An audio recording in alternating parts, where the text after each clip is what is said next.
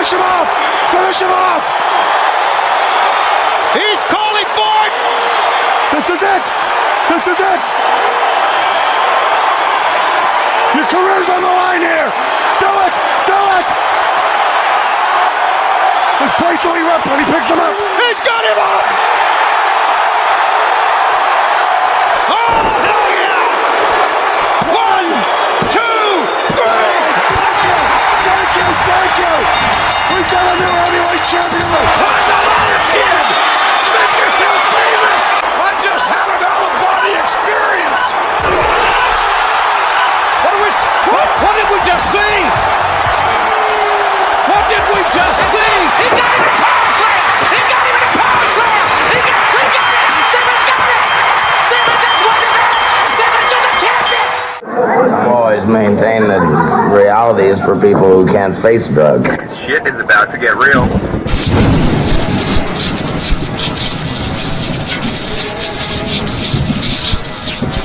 You get to see your knee deep. Shit.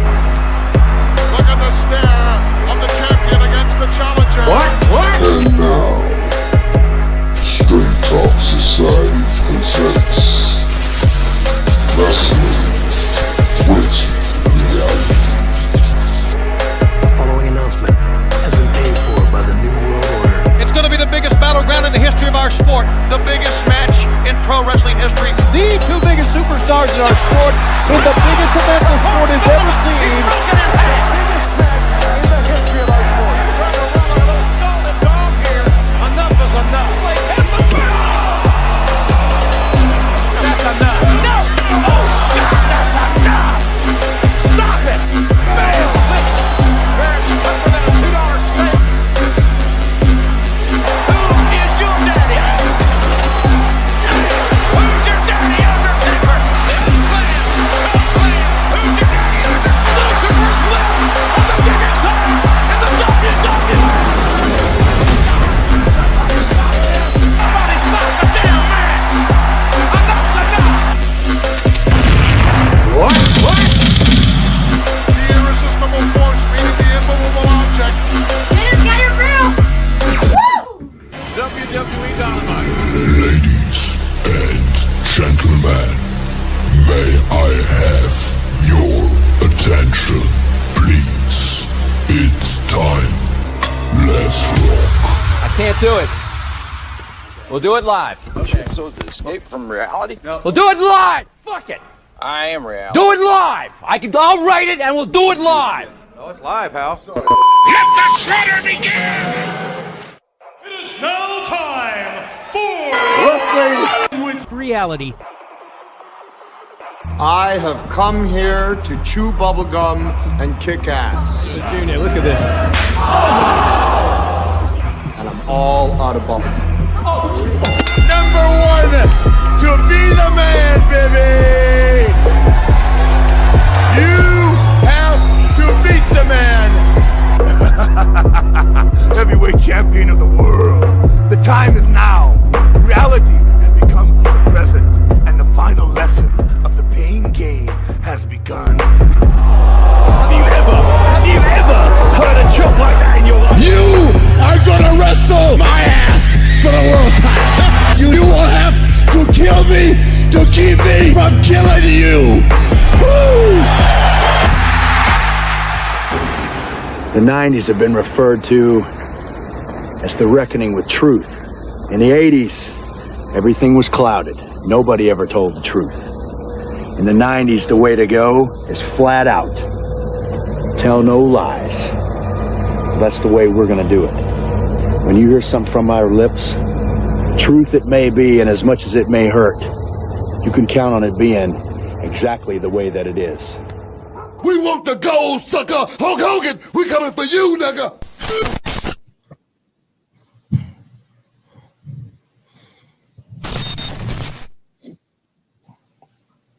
Oh, what is up?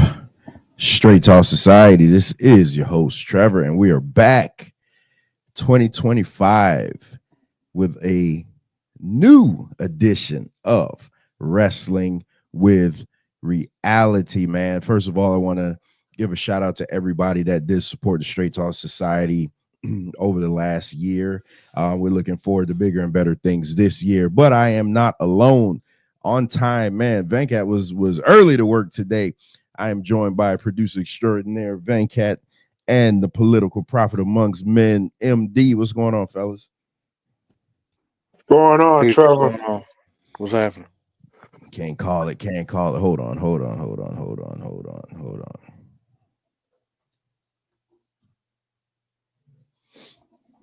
Every time I got to turn my speaker up, I always got to turn my camera off so nobody can't see the top of my bald head. I haven't cut my hair today. What? Yeah, hey, you know, I don't want them to see my McDonald's tape. Wow.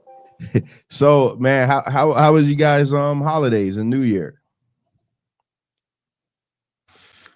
Hey, the whole another year, man. Another chance to make some money, man. That's all it is to me. Another chance. But yeah, I had a good time. You still working, MD? Yeah, I'm on the road right now. I got to go to Kissimmee, Florida tomorrow morning. Oh man, you'll be close. You'll be close to our neck of the woods. Not that close, but I got to hurry up and get back home because we're supposed to have an event Friday, so supposed to have some snow. Oh, so I gotta make sure everything's straight and we and all that stuff. We had like a 30 to 40 degree drop, so that's why I sound all nasally. Because it was 80 degrees yesterday, and all of a sudden it dropped to like 40. So, I'm kind of feeling it right now. But it's supposed to be in the 40s all week. Us Florida boys ain't Florida boys ain't used to all that. Yeah. So we'll see what happens. Usually, a lot of times it's a bluff. We might get some ice. Like a little bit black ice or whatever. But we'll see. Black ice.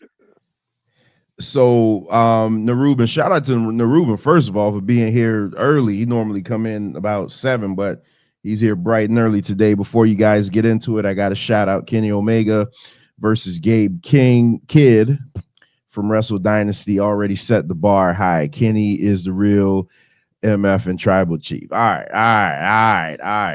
Well, all right. I mean, for the 100 people that saw it, I guess. You know what? Highlights of it. It looked pretty good from what I saw. I'll go back and watch the full match later, but I did see some highlights. It looked okay. Like Kenny looked great. I see you got dreads now. Hey man, you be laid up for so long. Hell, I wish my hair could grow, man, so I could lock it up. One last time. Yeah, I used to have braids in high school, but no, in my 20s. Yeah, it was my 20s. But unfortunately, Mother Nature saw fit to go another way. So today is our end of the year wrestling award show where we just give out superlatives. I think we got like 11 categories. But before we get into that, there is something that I did want to talk to Venkat about. MD, you watch basketball? No, not until the playoffs, man. Not until the playoffs. Yeah, okay. So you like me. Yeah, you like me. Basketball to me is terrible. 82 useless games. That is not true. 82 just useless games. A team with 30 wins could make the playoffs. That's crazy. That's crazy. So I just ain't never been a fan of the sport like that. I mean, I appreciate it, but I ain't really never been a fan like that. I figure, how can somebody complain about watching baseball and you can watch basketball? Basketball is the best team sport out there. I don't know what you're talking about. I disagree. Yeah, you must be crazy. Basketball has slam dunking, it has high scoring, it's fast paced up and down. Yeah, whatever. That's the sport. You can see people's face; they're not hiding behind some weird ass mask. Come on, man, really? And you could get into it, with a subpar record. So you really don't know. You really don't know who's the best. You know who's the best more so in basketball than you do in football. You don't know who the hell. You don't know who the hell the best in football. That's depending on if somebody had a cold that day. you could be the best. You could tell that's spoken from somebody who don't watch football. No. There's logic and there's whatever you on. If you play a series of games, best of 7, you are more likely going to get the better team out of best of 7 than one-on-one at any given day. You know what? I agree with that. I agree with that. To me, football is more of a game of strategy than it is a game of skill. That's my personal opinion. The coaching wins in football, whereas skill wins in NBA. I don't. Oh, MD don't have it. I agree. I'm just being honest. MD, you know what? I'm gonna just say this right off the bat. I shout out to Bones in the building. I don't know how we gonna go as far as scheduling, just because this year has already started off busier for me than I expected it to. Work is I can't get control of what we're doing at work, and it's just ridiculous. So I'm gonna be still putting in late hours. So whereas I thought we was gonna have all these shows, I don't know. I really don't know. But I will say this: my brother-in-law, we've been bantering back and forth about doing just a regular sports show, and I'm like, yeah, it's not really needed, but with that take that you just made, MD, I think it's definitely needed. I'm gonna have to try to fit it in at least once a month, because you saying coaching wins football. Like, I mean, have you seen the Miami Dolphins play? I mean, come on. You yourself said Mike McDaniel was a bad coach. You yourself said he is a terrible goddamn coach. Hey, don't even crank me up with Mike McDaniel right now, man. We supposed to be talking about wrestling. I do want to ask Venkat this though, because Jimmy Butler, Venkat's Florida. Jimmy Butler has requested his trade from the Miami Heat. So, and I'm pretty sure we're gonna disagree on this, but I want to hear what's your thoughts on, first of all, Jimmy Butler, the player, and the way he's going about trying to get traded. And what do you think? What do you think the real motive is behind this? Jimmy Butler, the player, he's a good player. I never thought he was as great as people try to make him out to be, because he had some good shining moments here and there. But we agree there. He's 35 years old. In the NBA, that's pretty much pushing it. This is when you should have dropped off or going to drop off within a few short years. And he wants to get paid, I believe, $60 million extension for 3 years. That's about $180 million in the next 3 years he wants. And Pat Riley, being who Pat Riley is, he's like, hey, is it feasible for me to pay this amount of money for an aging player? Hey, you've been good here. You've been great for us here, but is it really wise to pay that kind of money for a player that's aging like that? And Jimmy Butler, he's famous for the trolling and all these weird things he does with his hair and stuff like that. So you just never, he's like a wrestler in basketball. You don't know when he's in gimmick mode or when he's being real. So, but this relationship with the Heat and Pat Riley especially, it started to fall off at least last year. Jimmy Butler made a comment during the playoffs last year when the Heat got eliminated, saying that if he was there, they would have beaten the Celtics, they would have beaten the Cavs, they would have beaten all these teams. And then Pat Riley came back and said, well, you shouldn't open your mouth about who we're going to beat if you weren't playing, because he was injured at the time. So there's a bunch of issues there. So Jimmy Butler, the tactics that he's trying to do, I mean, he has a reputation, especially when he was in Minnesota and Chicago, of like throwing tantrums and leaving in a negative way.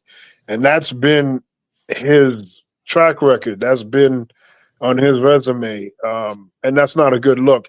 This time around, he's not doing it. He's doing theatrics with the words that he's saying in the media, but he's not, at least he's not as bad as when he was in Minnesota, when he forced his way out of Minnesota. But I think I'm gonna go with Pat Riley on this one. I think Pat Riley might be correct, and I don't know if it's Pat Riley got rid of Dwayne Wade, so for the similar reason, Wade wanted more money. He didn't want to pay it because of his age.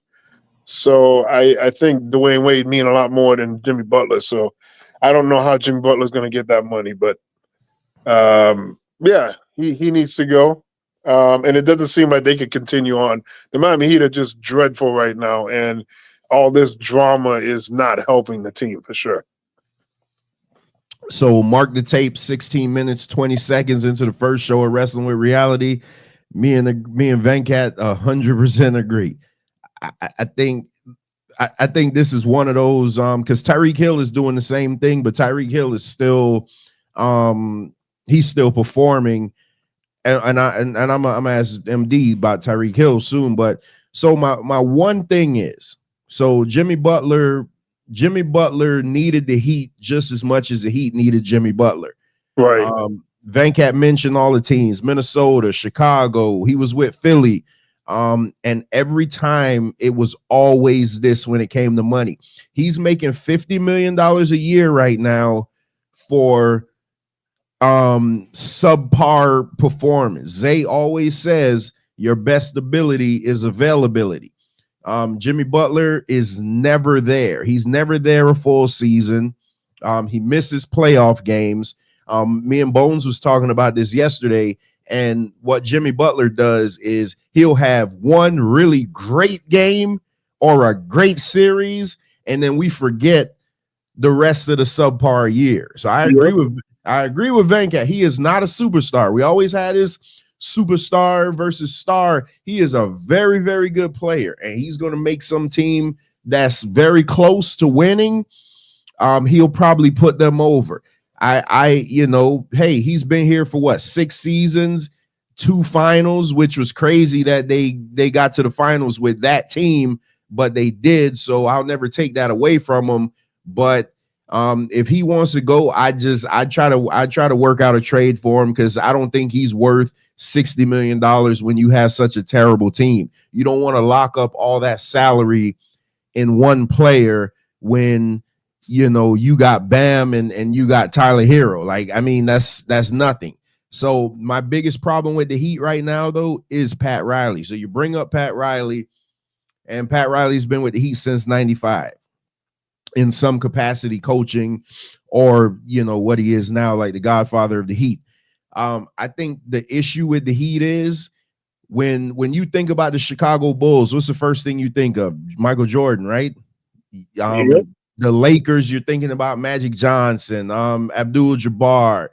When you think about the Miami Heat, first thing you think about is Pat Riley, and that's the problem. This team has become too much about Pat Riley to where it doesn't seem like he's never really built the team for the future. He's always built it for the win now, and you could say it's worked. Well, it hasn't worked because we've been to 7 finals and only won 3. So that's less than 500. That wouldn't even, well, in the NBA it'd get you in the playoffs, but it's not a good winning percentage. So so if we could say, oh yeah, he did this and he did thanks, that. LeBron. He yeah, thanks LeBron. Hey, yeah. He built teams when it was as easy to go spend the most money and get all the max players. Now you're in a position, show me how good you really are. Build me a team when you got nobody. Like when you're about to lose Jimmy Butler. Build me a team of young guys. Like the Boston Celtics, you say whatever you want about them, but their team is their core draft picks. So that's a team that's built to last. Like they got people that they drafted. They'd probably get a piece here and there, but they stick with their core draft picks. The Heat have not done that. The Heat just give their draft picks away for the right now. That's kind of like the Dolphins. Let's go all in and to hell with it. If it doesn't work in 5 years, we got to tear it all down and rebuild it. That's what we're about to do now in Miami, rebuild everything. So I think it's time. I'm saying this now. If Pat Riley can't rebuild his team, and he's damn near 80, if not 80, I think it's time for him to go. Hey, so let me ask you a question, because you know the way you mentioned Pat Riley, I look at Greg Popovich the same way. Who's better, Greg Popovich or Pat Riley? Pop. Yeah, I would agree. Pop. Because I think Pop lost that organically championship. built his team. He built it. He built that team. Once they got Tim Duncan and David Robinson, like they built that team. There's no. He also lost a championship in 2013. Yeah, that they should have won. Yeah, because all he had to do was a substitution. But they were always, but they were always there, Venkat. Though, like they were always there. Every time you turn around, the Spurs in the finals. Yeah. I think the Pat Riley is literally the Dolphins. He's just the more successful Dolphins because they have the 3 titles. But they go all in every time a max player comes up. Oh, you want to come here? Let's get all 3 of them. And we'll just fill them in with anybody. And that's what they did. You give Jimmy all this money. Jimmy's asking you like, hey, I need somebody else to help me because I can't do it all by myself. I'm always hurt. And here you go. We don't got anybody. Bam has regressed. I mean, Tyler Hero's never there. So, whatever. All I know is Popovich had one play. They needed a rebound and they would have won that championship against the Heat. And he substituted Tim Duncan out of the game. Then what's the name? Shot up a shot. LeBron, it bricked. And then Chris Bosh got the offensive rebound and gave it to Ray Allen. Oh my God. That's the most infamous play and probably the dumbest play a coach ever could have made. How you gonna need a rebound and take out one of the greatest rebounders in that era? That's ridiculous. But does that take away from his greatness though? No, I mean it's still great and everything, but my God. But that's what I'm saying. Even the greats mess up. That. What Mike Epps says in Fridays that players mess up too. But Popovich, man, you can't. I don't think you could put him on the same level playing field. Pop is that much better and more successful. I would put Pop. And I'm about to be sacrilegious here because y'all come get me. I would put Pop on the same level as Phil Jackson. I don't know about that one because you got to remember Pat Riley. You don't just look at him in Miami. You got to look at him in New York, and you got to look at him in LA. They didn't do shit in New York. Well, they made the finals, so they had over 50 wins almost every year that he was there. Before that, they were not making the playoffs. And in LA, he won 4 championships. So I don't know. It's kind of hard. It's kind of hard to ignore that. Popovich has 5 championships. In LA alone, I believe Riley got 4. And then you add 3 more with the Heat. This is where we come to. I'm looking at it more so Pop stayed with the same team and he didn't get run out of town. True. Well, I mean, that's a good and a bad, right? Because Pat Riley showed versatility and the ability to adapt in different environments with different players. He found a way to win. Popovich just stayed there and benefited from some historically great players, and those players are gone. And the Spurs hadn't made the playoffs since. So I don't know. Man. All right. Well, I mean, if the Straight Talk Society had a basketball show, then we could discuss these type of things. But I don't know. I heard we had one, but I just don't know. Hey, and there's there's also this thing that I just found out about today that I didn't even know it was going on. There's some 3-on-3 WNBA league that's happening in Florida. I didn't know about that either. Yeah, like Angel Reese, it's some new league that's doing like 3-on-3 things, and because I've been seeing them in these jerseys online, and I'm like, okay, are they changing their jerseys? But no, I found out it's some new 3-on-3 league, and basically they're paying them double what their WNBA salary is. Wow. See, that's a problem in its own, man. Man. Yeah, they're paying them. I think I heard double or triple, one of the two. Yeah, Ricardo. Angel Reese, yeah, she's in Florida now because that's where the league is taking, that's where it's taking place. So you can go find out where she is. MD, what Tyreek Hill, man? Do you think it's just emotion, him talking out of emotion, or you really think he wants to leave? He really wants to leave Miami. Now think about this though. He just got an extension this year, which is paying him over $30 million a year. He's not getting that anywhere else. Yeah. Nobody's gonna pay him that.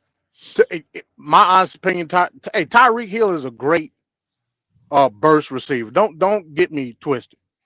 But that coming diamond up, we got one right now in Darnell Mooney in Atlanta. Do the same exact thing Tyreek Hill do. He a one-trick pony to me. He a great one-trick pony, but he a one-trick pony. Nobody's gonna pay that because I can go get a guy off the street that run a 4.3 and tell him to run a 9 route and go get the ball. You know what I'm saying? It is what it is. And he'll be over 6 foot tall. Yeah, he'll be bigger than Tyreek. You know what I'm saying? Him and Darnell Mooney, I think they're around the same height. Darnell Mooney barely hitting 6 foot. You know what I'm saying? So, I mean, this league, these players are getting faster, stronger. Like, bro, like play. Shut up and run the route is what I say.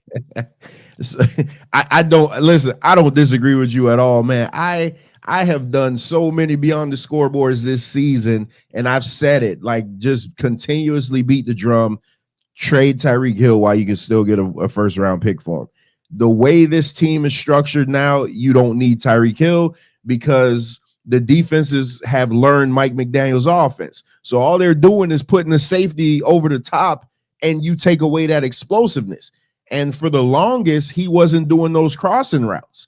So right. he literally was ineffective the majority of the season. I think he's mad because, like he said, this is his first season in the NFL not making the playoffs. So I understand why he'd be mad at that. But secondly, his first 2 seasons in Miami, 1,700 yards. Last season, he was voted the #1 player in the NFL. He was on pace to make 2,000 yards receiving, where people were saying that he should be a strong candidate for MVP of the entire damn NFL. And to have a fall off like from last year to this year, he didn't even get 1,000 yards this season.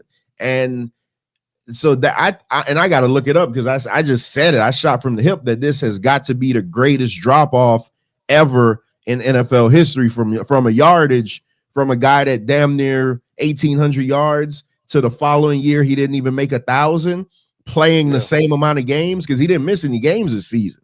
Yeah, and I don't know his contract. He may have a incentive-based contract. I don't know. You know what I mean? Guys go off stats. Is his playing time the same? Same. He's on the field every down. Well, this last game, he took himself out because he was like, well, shit, Denver's killing Kansas City, so we're not gonna make the playoffs. So there's no and I could understand his frustration because he said, you didn't have Tua for 6 games, which, I laid in the Tua this past weekend because everybody knows Tua is my favorite player, but at the same time, come on, man, just get over it now. You can't tell me that if we make the playoffs, you're definitely going to play. The playoffs is Saturday. Your game would have been Saturday. So what's to tell me you couldn't have played in Sunday's game to get us in the playoffs? That doesn't sit right with me. And the GM now basically threw him under the bus at the presser. I gotta review that. He was like, well, we love Tua and we see all the progression and everything, but again, the best ability is availability. You got to be there. He was like, so if y'all would have made the playoffs, y'all would have been what the we would have went to go, right? We would have went to go see our daddy this Saturday. Yeah, you would have got smoked. Yeah, we would have went to go see our daddy so we could just beat that ass. Hey, I'm not saying that we wouldn't have lost, but it would have been the 3rd straight season of making the playoffs after not making it for over 20 years. Well, you got to find something that make it sound good. Hey, man, listen. When they invent these new categories of accomplishments for LeBron James just to make him feel a little better. Yeah, I know what you mean. So Vancat, I bought this bottle of 1800 Miami Dolphins 1800 bottle, if y'all can see it. And Yep. I said that I would crack this open when we win the Super Bowl. So I start realizing the error of my ways real quick. And I was like, all right, well, I'll crack it open if we make it to the playoffs. I'm like, well, damn, if we win a playoff game, expectation. Yeah, because we hadn't won a playoff game in 25 years. So I'm like, okay. Oh my God, that put you in the 90s, don't it? Yeah, that's a lot. That's the longest 2001. That's the longest drought. That's the longest drought in the NFL when you got the That's damn the Lions. longest drought in sports. What the hell? Probably. Now you got the Lions about to go to the Super Bowl. So I mean, it's crazy. But yeah, I think they should trade Tyreek Hill because I'm pretty sure a team will get desperate and give you a number 1 pick for him. And at this point, the Dolphins need all the picks they can because the Dolphins how old is Tyreek Hill? Tyreek is what is he, MD? What, about 32, something like that? Oh yeah, you got to go. Yeah, he got to be somewhere 30, 31, 32. He got to be. And in wide receiver and this is years, football years. Yeah, and that's old in wide receiver years. That's really old. I used to be a Chiefs fan. Wait, let me see, because my eyesight crazy. Oh, just be a Chiefs fan and then you can crack that bot. Nah, I ain't switching my fandom now. I'm just saying I'm getting frustrated having to ride this out, but I'm not switching. But I think they should trade him, get a number 1 pick, and rebuild his team. They got to rebuild a team. They're gonna be uncompetitive for like what 5, 6, 8 more years. Oh, if they rebuild right now, that's what you're looking at. Well, that's the problem. What was I saying about the Heat? What the Dolphins did this past 5 years, they just kept putting band-aids on it. They're like, oh shit, let's get Teron Armstead and pay him a buttload of money, even though he's never completed a full season before. Let's still get him to protect the quarterback that's supposed to be the franchise. Let's do that. You need a pass rusher. Let's go get Bradley Chubb, who's never been healthy a complete season. Yeah, it's like that's the Dolphins. Hot guy you see. Let's trade for him and get him and try to win now. Now you got all this salary that we got to try to dump, and then they're bringing back the GM, so that's even worse. That just makes it. I'm gonna be honest with you, man, because y'all got more of a pressing issue, and that's the Tua question. Yes, depending on what Tua do next year, is going to determine the fate of the Miami Dolphins for at least 3 to 4 years. So I said Sunday we could get out of that contract after the next year. If Tua doesn't, because they gave him the 55 million, it was like $160 million extension, so which it came out to like 55 million a year. No, I'm more than that, but it was like a 200 and it was some crazy number. But the guarantee wasn't that bad, but it's 55 million a year, but they can get out of that contract after next season.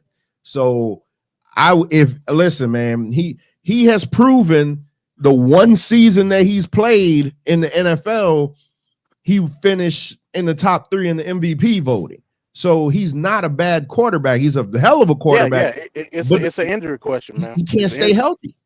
He can't stay healthy. Look at it this way, Trevor. He's only $5 million away from what Jimmy Butler won. I mean, well, you know what? Let's trade him. Let's see the bright side on Butler can play quarterback, and let's switch. Let's just make let me ask you a question, then, Trey. Sam Darnold gonna be looking for a big time contract. Man, MD, don't tempt me like this. I bet I done already ran the numbers in my head, man. I don't think Minnesota's gonna let him go. You can't. Because I know they got JJ McCarthy, but they're not paying JJ McCarthy anything, and nobody knows if he's gonna be good. That's the beauty of having a rookie. You don't know if he's gonna be any good. The way Sam Darnold is playing now, I was having this argument with Bones yesterday.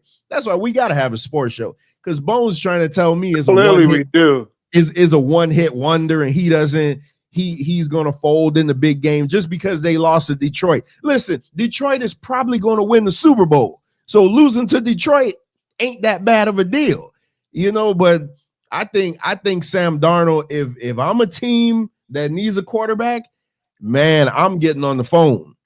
But I think Minnesota's going to keep him because I'm not putting no faith in JJ McCarthy. JJ McCarthy wasn't even good in college. In Michigan, yeah, I agree. Yeah, like why would I care about him? I just give a shout out to Murr. Shout out to Mike. Shout out to Murr.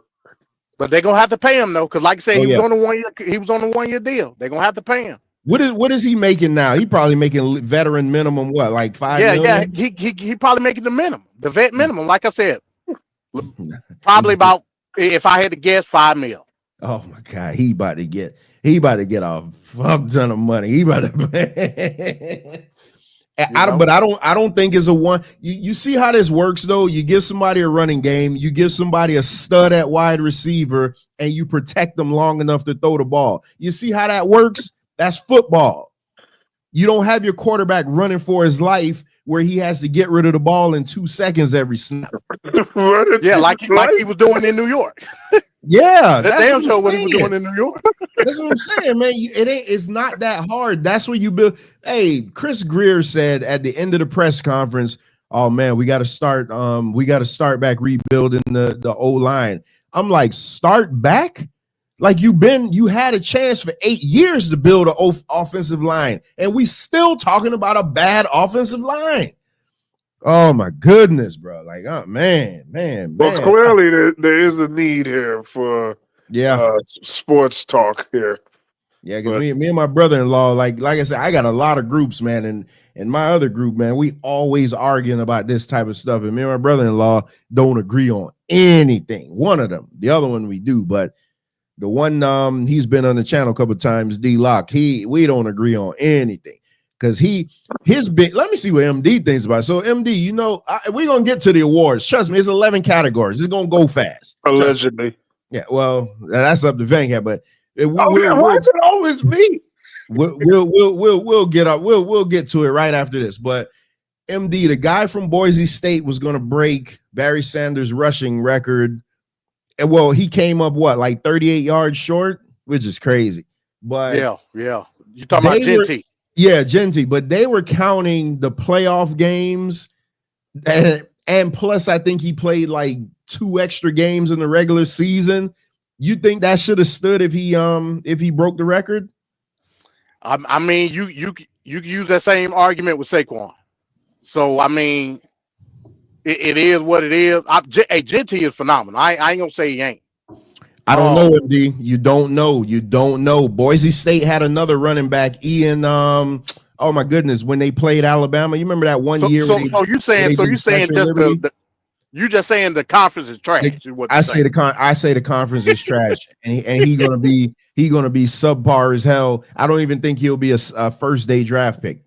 What do you think about the white boy, Cam Skidabo? I don't. He went off from Arizona State. What kind of name is that? What a terrible name! Did you see the playoff game with Arizona State? I missed that one. I wasn't home, man. Like I missed so much football, man. I wasn't home. Yeah. He went off, and like I said, he had a great season too. Again, it's hard to say. All we can do is evaluate them on what they do on the field, despite who they play. A lot of conferences in college football is trash. We know that. It's a lot of cupcake games, a lot of them. But based on what they do on the field is what scouts evaluate to put them in on Sunday. I mean, it is what it is. To me, Genty is great. We'll see. So Bones is saying Scudderbo is good. That's the worst name ever, man. Yeah, I never. The only name worse than that is Dick Buttkiss. Wow. I think it's just me. I want my players to come from the SEC or the Big Ten, which actually the Big Ten seems to be the conference because they're just kicking the hell out of the SEC. So I want my players from the Big Ten or the SEC. Hell, I give me some players from the ACC. At least I know they line up against what you're going to see on Sunday. They're not lining up against the 197th guy that nobody wanted, and they just had to fill out a roster on some conference. Man, it's been like that since we were little, man. defense, running backs come from the SEC. The hardest hitting defense is out of the SEC. We all know that. They call Georgia running back U. In the Big Ten, Michigan, Wisconsin, that's where you get your big corn-fed country boys. Yeah, that's where you draft you in your trenches. Yeah, and that's where you get your skill players from. It's been like that since the dawn of time. Because they put a lot of them pull from this talent down south. But now when you have guys like Mike McDaniel who don't want to sacrifice speed for some toughness, you end up in the situation that we're in where we so weak and you just get pushed around. This game against the Ravens and the Steelers, God, I hope the Ravens win for two reasons. Because I don't want the stigma to be around Lamar that he can't win, and just because I'd love to see the look on Zay's face for the Steelers to lose. So that's really the main reason. Oh, that's hating. That's hating, Trevor. Come on. Oh man, you don't know the hell I catch from Zay on a daily basis. That is going to be a violent game played in the trenches. That's why we can't beat teams like that, because they just maul you, they just bully you, and that's it. Yeah. It's gonna be some good wild card games this weekend. Yeah, some good wild card games. All right, so that wasn't bad. We covered a lot in 40 minutes. All right, that's cool. So let's get into these award shows. So I want to say it's 11. I want to say it's 11 categories. So as you guys will see, what I did it in video form. Normally I do it in PDF form, so I could just scroll through it. But I kind of did it in video form just because I liked how it looked when I was doing it. I'm going to go out on a limb here, Trevor. I'm going to say that due to the history of Triple H and what's that idiot that won AEW again? Oh God, forgot his name. Tony Khan. You know, due to their history of handling black people, in particular black men, there will be no super Negroes of the year. There'll be no super Negroes. So we'll see. So just so you guys know, last year when we did this, we threw out a bunch of names and then we voted on it, and then we voted on it again, and then we ordered them that way. So the reason I didn't want to do it that way this year is because like I'm stuck on my picks, and I don't want to not have my pick read. And when I saw the MMA brothers do their award show last year, I'm like, you know what? That's the way it should be done. If you got 3 hosts on the show, then they should give who they pick and they should tell you why. So that's why we did it that way. Like I said, it's 11 categories. So we're gonna, what is AEW? I know. So we're gonna let's get to it. Let me bring this up. All right, so this is, what would this be? Our second annual? Yeah. Second annual Wrestling with Reality Awards. All right, let's go.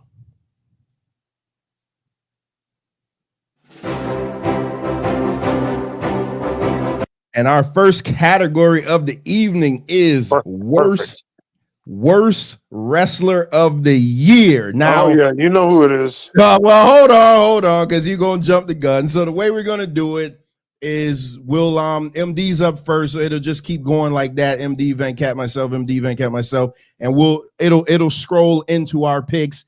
So some categories we did have honorable mentions, some of them we didn't. So you know, either way, if you want, just give you reasoning for doing it. But MD is I was gonna say I hope you got the list because I don't remember. Oh no, I that's why it took me so long, because I had to keep going back over it and making sure. So so MD is up first, and his worst wrestler of the year is, let's see who it is.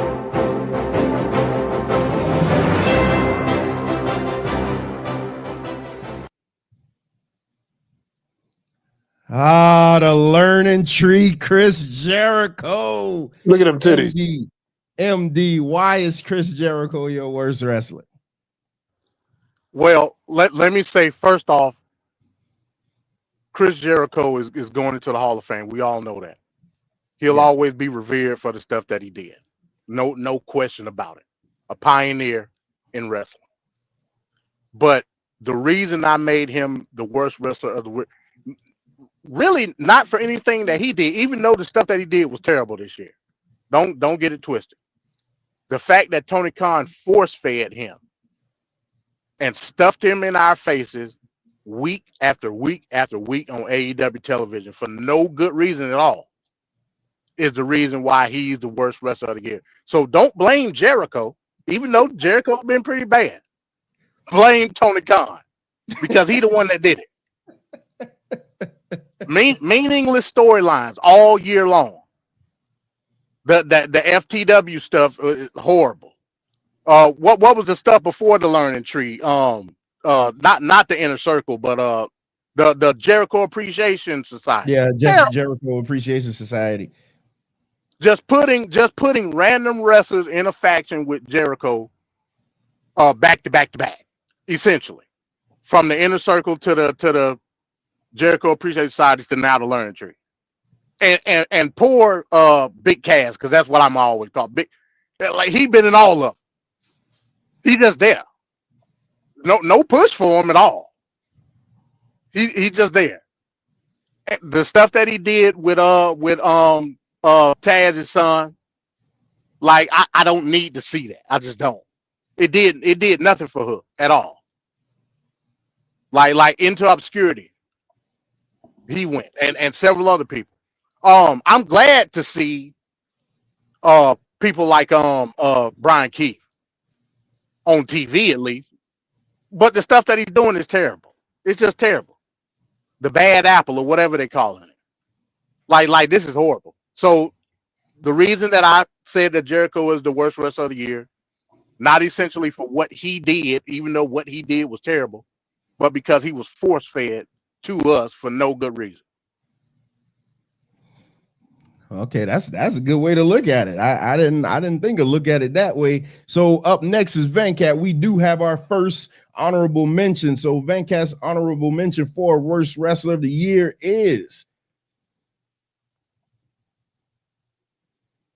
oh boy, who I mean, anybody who knows Venkat would have known that this was coming up. His honorable mention is the fabulous Jade Cargill. And was there any doubt here? I mean, come on. She had a horrible year. Every time she got on a PLE, she let you know why she should actually be the worst. But there's somebody even more spectacularly worse. What so you want to elaborate more on her? I mean, I'm just saying it's embarrassing. And I look here, man. I don't get any joy out of seeing this black woman stumble, fumble, and rumble all over the ring in the worst ways possible. She's out of context. She's out of order. She's out of sync. She doesn't know what she's doing. She's bumping into teammates. She's out of position in a lot of the spots. So much miscommunication. She looks like a deer in the headlights a lot of times in the ring. I don't understand why. I don't know why this is happening, but it's bad. And we can't just, does she look great as far as like with the abs and everything? Yeah, that's fine. But I really wish if you're going to be what you're supposed to be, you can't be this bad in the ring. And her suckiness is bleeding on Bianca because she even caught a cold on that a little bit too. And they're just enabling each other's worst moments in the ring. It's very bad. They should not even be tag team champions. They need to just understand how to fall right and the most basic in-ring things besides trying to win a title. So, yeah, it's really bad. But we got worse. But wait, there's more. Y'all knew he was where he must have rehearsed this one. But as much as he just shit on Jade, surprisingly, she is not his ultimate pick for worst wrestler of the year. That goes to the one and only, the infamous Tonga Loa. Oh my goodness. Come on, Venkat. What you got to say about this? Tonga Loa is ridiculous. This guy cannot do a nut shot properly. He can't interrupt a pinfall properly. I'm not even sure if he can walk to the ring properly. He has all sorts of issues that are like unforced turnovers in basketball, where you just give the ball up to the other team and they ain't even do nothing. This is that guy right there. I don't understand what's going on with him. And you could tell they know it's a problem because you see him very limitedly now, and he doesn't even really utter words because that might be an issue in itself. But Tonga Law is an extraordinarily horrible wrestler. And I don't know what the frig he's going to do. I know he's trying to pay that mortgage, but they need to get rid of him quick. You want to shit on him some more? No, that's it. That's it, man. Oh my goodness. If you go on YouTube, just look at some of his highlights. You will be bewildered. And now for my pick in this category, worst wrestler of the year. I mean, it could have only been one person, and by far it's Nikita Lyons. I mean, come on.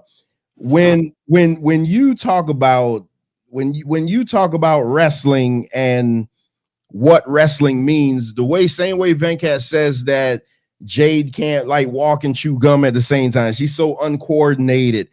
Nikita Lyons is that. I think is a gimmick right now of how bad she is, that they're starting to embrace it, that okay, you're terrible in the ring besides what she looks like. I know every guy looks at her and they're like, oh my God, she's fine and this and that. That's a part of it, but you're still wrestling and you're putting other people's lives at risk and jeopardy, just botching simple moves. I think they should just cut bait with her now. Again, Venkat said it, and so many people are agreeing with Venkat's picks. I can't believe it. Venkat said it. They got mortgages to pay, but I think she may need to find another line of work. She'll do good on OnlyFans. I mean, it is what it is. So Nikita Lyons is the absolute worst wrestler of the year when it comes to me in my book. So let's move on to the next category. So wait a minute. Who are we gonna have ultimate winners? No, you can't have an ultimate winner because you guys didn't know who I picked.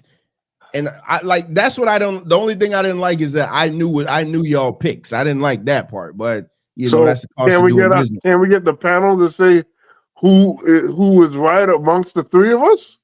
Well, I mean, you could do that, but I'm going to stick with Nikita no matter what, just because. Oh yeah. But it would be good. I like to always have an ultimate winner. Look, man, what's the name? Friggin' Gunther was the wrestler of the year. At this rate, we won't have a wrestler of the year. We'll just have finalists. Venkat, most of the comment section is agreeing. We'll take the win, Venkat. I know. Just take the win. Just take the win. Don't try to belabor the point. Just take the win. Everybody agreeing with you. I'm not talking about that. I'm talking about the ones coming up. All right. Let's go. Mike says Nikita Lyons the nicest light cheeks in the game. Yeah, but just horrendous. Just in the ring. And I'm afraid she's going to hurt somebody. So the next category is, oh man, I'm interested to see what you guys thought about this. The worst match of the year. And coming up is going to be MD. Let me get to that category on my screen here, because I got them out of order. Because I think okay. All right. Okay. You didn't have an honorable mention. Okay. That's cool. So MD's worst match of the year is from All in London, the FTW Championship, Hook versus the worst wrestler of the year, Chris Jericho. Well, MD is consistent on his picks. Yeah, it solidifies my point. I mean, it was a bad match. Bad match. It didn't mean anything. The FTW Championship don't mean anything. I understand it based on the fact of what they were trying to do with Hook, but to me, it didn't do anything for him. Some of the spots were crazy, didn't need to be done. As far as some of the gimmicks that they use, and again, Jericho is not the Jericho that we all know and love. I don't need to see you in this type of match. I don't need to see you like at all. So again, this is my worst match of the year for pretty good pay-per-view. This brought it down a notch based on the fact that I didn't want to see it, and Jericho was pretty bad. So this is my worst match of the year. So Taz getting involved didn't save it for you? No. Taz where he needed to be at the announce desk. He didn't need to be in this match. You know what I mean? And the falsehoods of storylines in AEW. A couple months after that, they retired the FTW Championship anyway, which they should have did a long time ago. So that really meant nothing. Then, my God, there you go. But he made up for it by winning the Ring of Honor Championship because he's Jericho and we got to have him on TV doing something. So there's that force feed. All right. So up next is Venkat. His worst match of the year, which again, I wish I didn't see these because I think his pick swayed mine a little bit. But let's get to Venkat's worst match of the year. I think this was everybody's worst match of the year. Oh, it comes from WrestleMania 40. Brother against brother. Jimmy Uso versus main event Jey Uso. Venkat, I think the majority of the wrestling community would agree with you on this pick. Yeah, this was a match that was hyped up. They were talking about the other brother versus brother WrestleMania matches, the sort of historical context behind it, the whole bloodline breaking up, and a lot of hype. And they did a little nice video package on it to get you really into the idea and the concept of the match. And you're like, all this big stuff is going down on the weekend, on the 2 nights. And then they come out here and they just completely just super kick to death. 26 of them. Oh. It was 26. So right now in the NBA, they pissed off. The other night, 2 teams played, and between the 2 teams, they shot up 100 threes in the game. And it's like, this is what that reminds me of, like just sticking to the guns on stupid moves, like one move like the super kick like that. It's just crazy.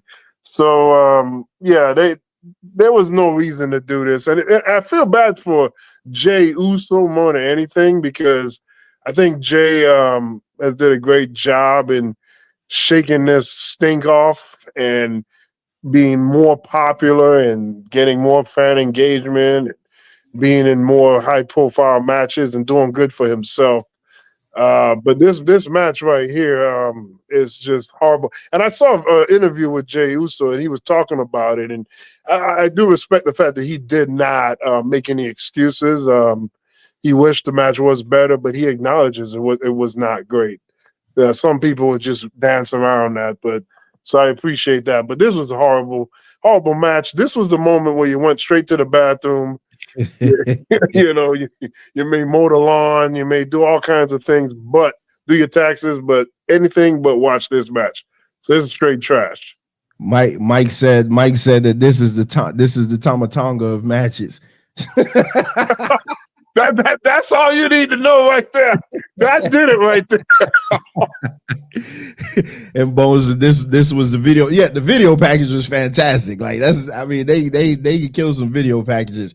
So I did have an honorable mention on this. And like I said, Venkat absolutely swayed my view on this because I'll just let the cat out the bag. This also was my worst match of the year. And it wasn't until I saw Venkat's pick, it made me go back and watch this. And I realized, oh my God, that was terrible. But I did have an honorable mention, and I cannot end this show without shining some light on this match, because this was my pick coming up, but I went with the brother versus brother. And it takes us to Backlash 2024, the Kabuki Warriors versus Melanin Magic. My God, was that match terrible.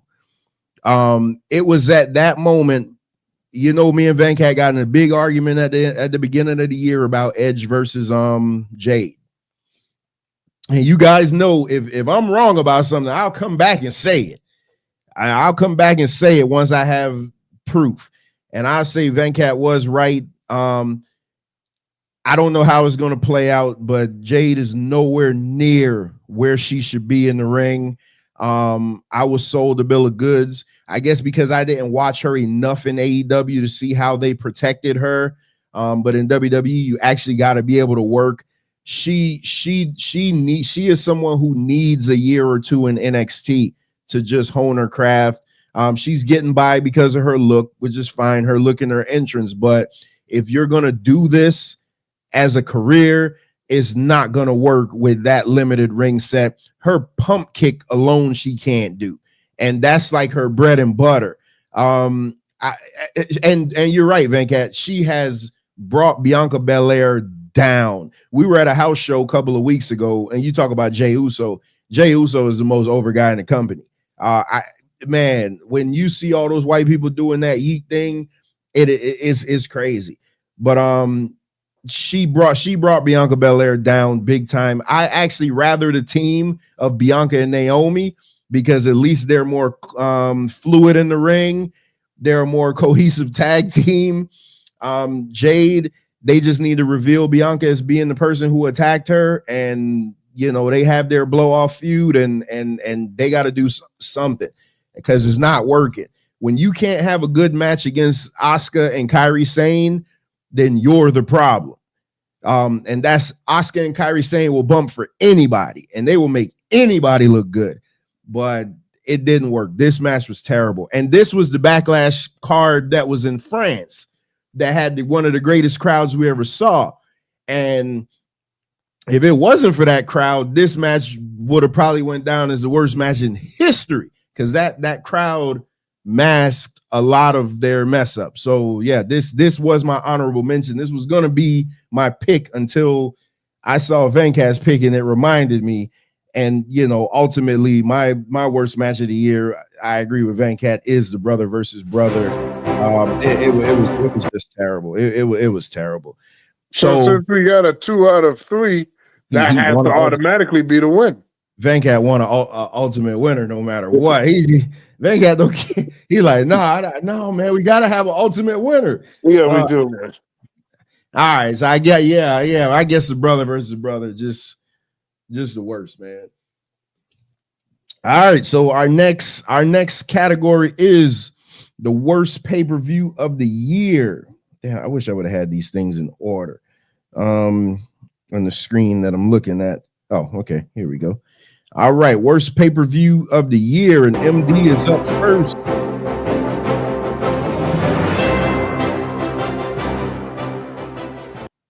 And his winner is Full Gear 2024.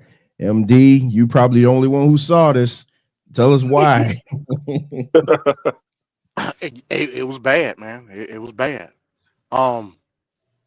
John Moxley, I don't understand why. You know, I guess I'll start from the main and go down. I don't know what generally what people see in John Moxley as far as being a main event star. I don't know. I understand that Orange Cassidy is a likable person. I understand that, you know, people pull for him and he's over. As far as the character, Orange Cassidy don't belong in no main event spot. He just don't. I don't think you can get that anywhere else but AEW. It was Monet and Statlander. We like Statlander. I think she should be a world champion someday, somehow. Monet is probably, I mean, I don't know. I should have probably did an honorable mention, and it probably would have been her. Like she terrible, man. She's terrible, bro. I don't understand from the stuff that we used to see in NXT versus what she does now. Again, I'm not saying it's a drop off or anything. It's consistent relative to the stardom that she's been given or what people believe that she had. Terrible. You know what I mean? The Swerve Hangman, you know, no, not Swerve Hangman. Who was it? Was it Swerve Hangman? I don't even remember. It was a bad pay-per-view. Is this the one with Swerve and Bobby Lashley, or that was the most recent one? Was that the Full Gear? Was the recent one? Bobby Lashley, I don't think was there yet at this point. At Full Gear, I don't remember. Again, No, he wasn't there yet. I believe this was the Osprey and Ricochet and Takeshita triple threat. Okay. Even in that match, which that's really all I wanted to see. Even in that match, it was underwhelming. So to me, all of the star status that AEW believes that they have, the type of cards that they put together, it's underwhelming. And this is the reason why their numbers are dwindling. So Full Gear, that's my worst pay-per-view of the year. Well, if Mercedes Moné is on there, you already got half the bad right there. There you go. All right, let's move on to Venkat for his worst pay-per-view of the year. He did have an honorable mention, so let's see who that is. Venkat's honorable mention goes to Elimination Chamber in Perth, Australia. Man, I can't disagree with nothing you're saying tonight.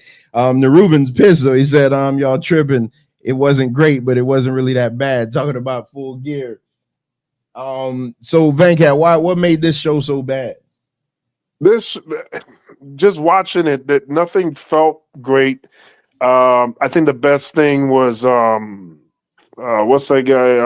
Oh God, the guy that just had that feud with CM Punk. Oh God, I forgot his name. I can forget his name. Drew McIntyre. Drew. Yeah, Drew. That and that was a foregone conclusion when he won. The match at the end with Rhea Ripley and Nia Jax, I didn't like how that went down. The match itself wasn't that great, and I just can't stand how they having Nia job to Rhea Ripley. There was just nothing in the show that was overly good or memorable. And it just seemed like most of the year, if not all of the year, WWE felt safe. Like they were just trying to just play it safe. Let's just present something so we can get paid. And this event really exemplifies that in general. But I didn't like it. And I can't forget the women. The women in Elimination Chamber was just horrible. There were so many botched spots, so many out of control. Like, oh my God, what do I do? This is day one in wrestling school. I can't handle that. So it's trash. Hey, Straight Talk Society, you get your fair share of equal opportunity with the women over here, especially with this one, Undercover Manosphere. So my worst wrestling show of the year also agrees with Venkat's worst wrestling show of the year. So we're gonna knock them out in the same in the same swipe. And our worst wrestling show of the year goes to none other than Survivor Series War Games. Oh my goodness. Let me give Venkat a little breather real quick, because I'll be quick on this and then he can go ahead and close it out. I thought this show was terrible. When you have the build, when you have a show like this, all you have to do is get your main event War Games match right. Last year, they got the main event War Games match right. All you got to do is get your War Games match right, and it will save the rest of the card. Not only did they not get the War Games match right, they didn't get the first women's War Games match right either. So you bookended this show with two horrendous War Game matches. I don't even care what happened in the rest of the body of the show. It was a bloodline. This show was built as this bloodline civil war. You had everything. You had Roman lose his family. You had everybody come back together piece by piece. You had main event Jey Uso saying, hey, we're equals now. I'm not your subordinate. You got Sami Zayn coming back to fight for the cause. You got Paul Heyman. Then you got the mystery a partner, CM Punk. And not for nothing, I think still, even with all those guys, the heel team was that much more of a badass team. You had the Bloodline 2.0 and Big Bronson Reed. And what you got was just regular old safe. 2 people got injured in it. We won't see Bronson Reed for a while. He's definitely going to miss WrestleMania. Jimmy Uso's wrestling with a broken toe. There was no blood in the match. You know, I'm not a guy that's saying let's just bleed all over the place, but I figure with a War Games with this much stakes, you should have busted Roman's pretty face up. Roman's face should have got busted wide open to just do the drama, because in a Roman's Reigns match, it's going to give me 10 minutes of intro and your standard 45-minute match. And basically nothing happened. It was a bunch of standing around, same old tired tropes that they always do. I was over it. And that's why, to me, yeah, Bones is saying the War Games was disappointing. Yeah, it was. This, I don't care what else happened on this show. You opened it and you ended it with 2 dreadful matches that is on the marquee. I think what WWE needs to do is get rid of the War Games for a while, go back to standard traditional 4-on-4 Survivor Series matches, or if you want to do 5-on-5, and just go from there. It was fun to bring it back, but now it's like you're expecting it every November, and it is diminishing returns now. I thought this was terrible, and nothing I saw this year disappointed me. It wasn't that it was bad, it just was disappointing. It was more disappointing than anything, and that's the problem. I don't ever want to be disappointed. I don't ever want to feel indifferent while I'm watching wrestling. Be bad, be really good, but don't make me feel indifferent. And that's what War Games did, and that's why it's on my list. It's terrible. Why don't encapsulate this Survivor Series War Games, especially on the women's side? Just go look at the highlight of Nia Jax with the steel chair. The worst steel chair shots in your life. It was like a paper bag. Like she had a paper bag. Well, we're hitting everybody with the paper bag. Oh my God, it's gonna hurt. She hit them ladies so lightly. I've never seen anything since Hulk Hogan on Nitro. It's weird. It's weird. This War Games, this Survivor Series, I was so looking forward to. I thought, oh my God, because last year in the in-ring War Games, it'll never match the WCW years, but it definitely ain't matching NXT. For God's sakes, bring War Games back to NXT. For God, get that out of WWE main roster and put it back in NXT. Because at least in NXT, those guys, they fighting for something. These guys here are not fighting for anything. And last year, what at least held that War Games up was the story that was in the War Games with Roman Reigns and them. You know, that was it. But get the War Games out of the WWE main roster and back into NXT, because the women, oh my God, the women, there should never be a main roster women War Games match ever again. Never do it again. It's horrible. Hey, my daughter looking at you like, what the hell are you talking about? It is horrible. It is horrible to watch that. So I'll just leave it there. But it was the most disappointing event. It was the worst overall event. And it had so much upside, at least going into it, that you could see coming. There was a lot of excitement for what was to be. And I didn't feel any of it, even to have CM Punk in it, which should have been a good thing, but even that felt meh to me. None of this feels like it means anything to me, and there was nothing special here. And I just want y'all to know, y'all always say I don't criticize WWE, but you know, you're getting it tonight. So next category, he's saying Trevor was how long it took to go off. We was waiting for a turn. Yeah, that show was terrible. Next category coming up, gonna be an interesting one. Let's see. Our next category is the Tag Team of the Year.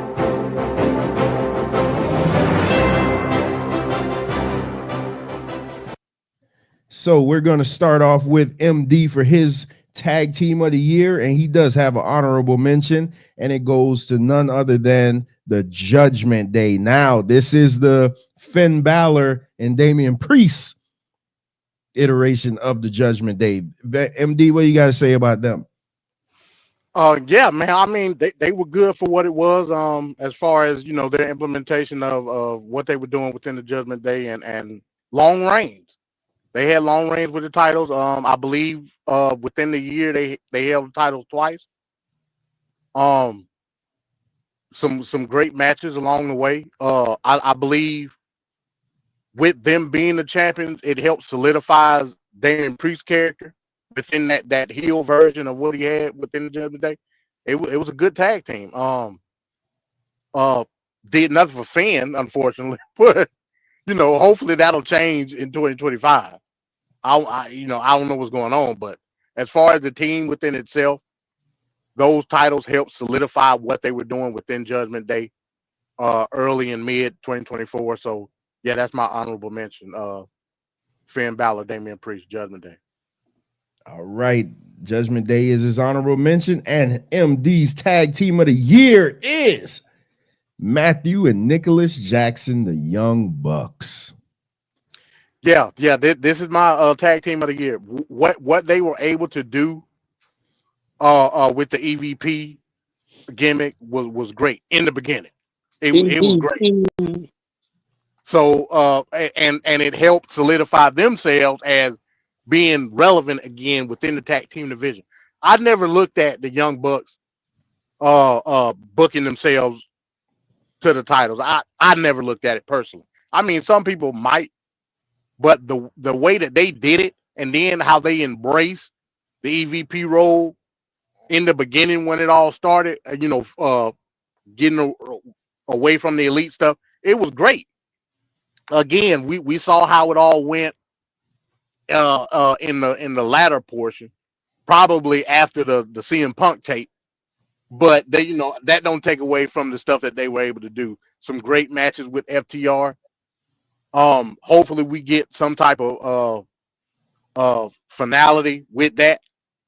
But yeah, I think they were the most solidified within their gimmick and how they represented themselves and the matches that they had. I put them as the best tag team this year. Well, and I will just add to the Young Bucks. This was the year that they made me like them, because y'all know for years I've criticized this team to no end, but this year I love their heel work. I just absolutely loved it. We're moving on to Venkat. I think this is the first troll job of the night. Venkat's honorable mention is Awesome Truth. Damn right. Come on, Venkat. Damn right. Tell us about this one, Venkat. They were awesome, man. When they got on that TV, they were pure entertainment. You were engaged in their matches. It was a great time to be had by everyone.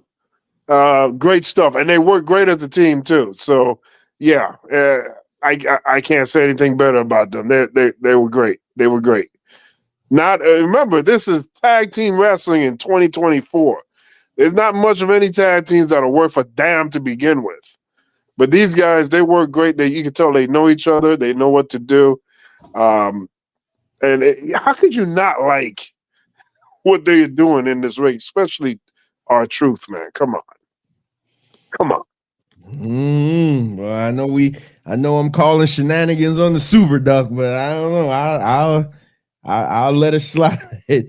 So let's get to Venkat's his actual team of the year. EVPs. Agreeing with MD, Young Bucks. Yeah, man, those guys were awesome, man. They were in the big high profile matches of AEW. They did Sting's last match. They did a damn great job in it. They did the Anarchy in the arena. Just about everything that were involved in that was in the main event scene, they delivered on. Those matches were fun. Those matches were great. I love it. Young Bucks, man, you got to give them credit for it. We talked earlier about another team that do super kicks to death, but at least this team that does super kicks, they actually had good matches. So there you go. So you don't take any points off for the firecrackers on the bottom of the shoes? Nope, don't do it at all. Nope, we're not even remembering that. All right, just check. You neither, MD, huh? Oh no. I mean, hey, we know it's part of what they do. I mean, they did it before. I ain't got no issue with it. I ain't got no issue with it at all. All right, let's get to my honorable mention for a tag team of the year, man. I mean, who the hell else was I going to pick but DIY? DIY, one of my favorite tag teams in the modern era of wrestling. Johnny Gargano, Tommaso Ciampa, they just work well together. They're very fluid. And again, they're a team that I just recently saw in person at a live event. They know how to work the crowd, especially Tommaso Ciampa. I love the heel dynamic where Tommaso Ciampa was the heel, Johnny Gargano was the babyface, and then it comes to find out that it was all a ruse. They were just working together to get their titles back. DIY is legit. They legit carried NXT when they were on that roster.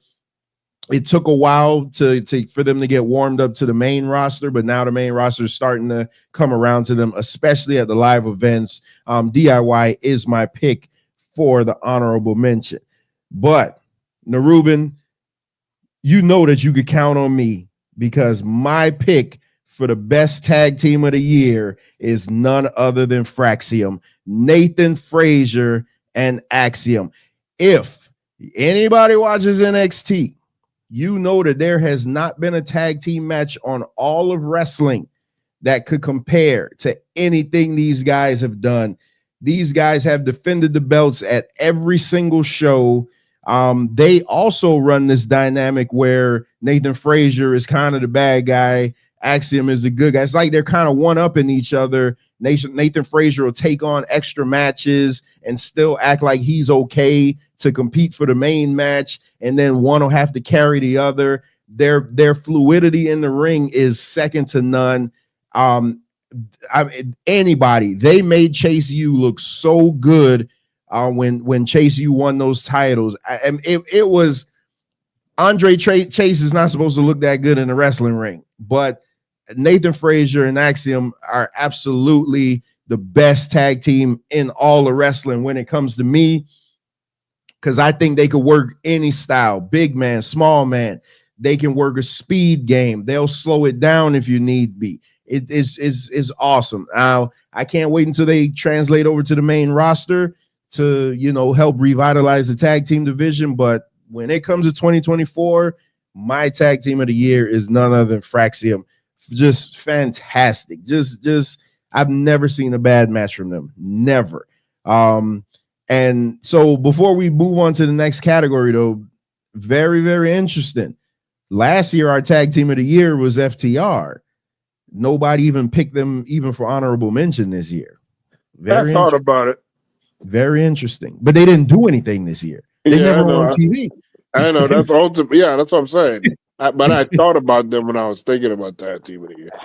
It's crazy. Like, that was legit the best team in the world, and they just completely forgot about them. Are they still on the contract? What's going on? I don't know. Well, now they're rated FTR. Oh, they're Edge now? With Cope. Yeah, with Cope. That's what he called it.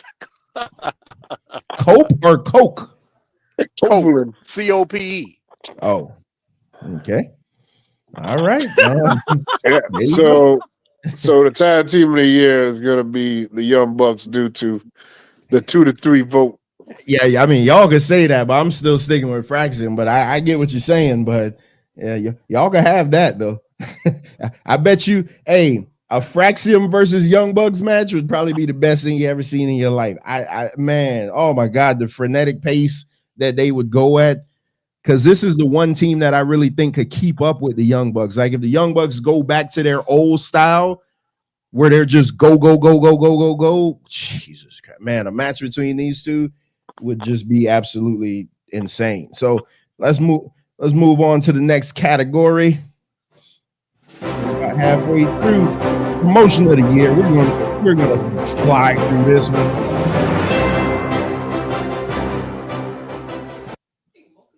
So this is a unanimous pick.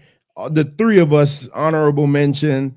none other than TNA Impact Wrestling. I mean, this was one of the very few, I think, if not the only thing that we agreed on unanimously was the promotion of the year.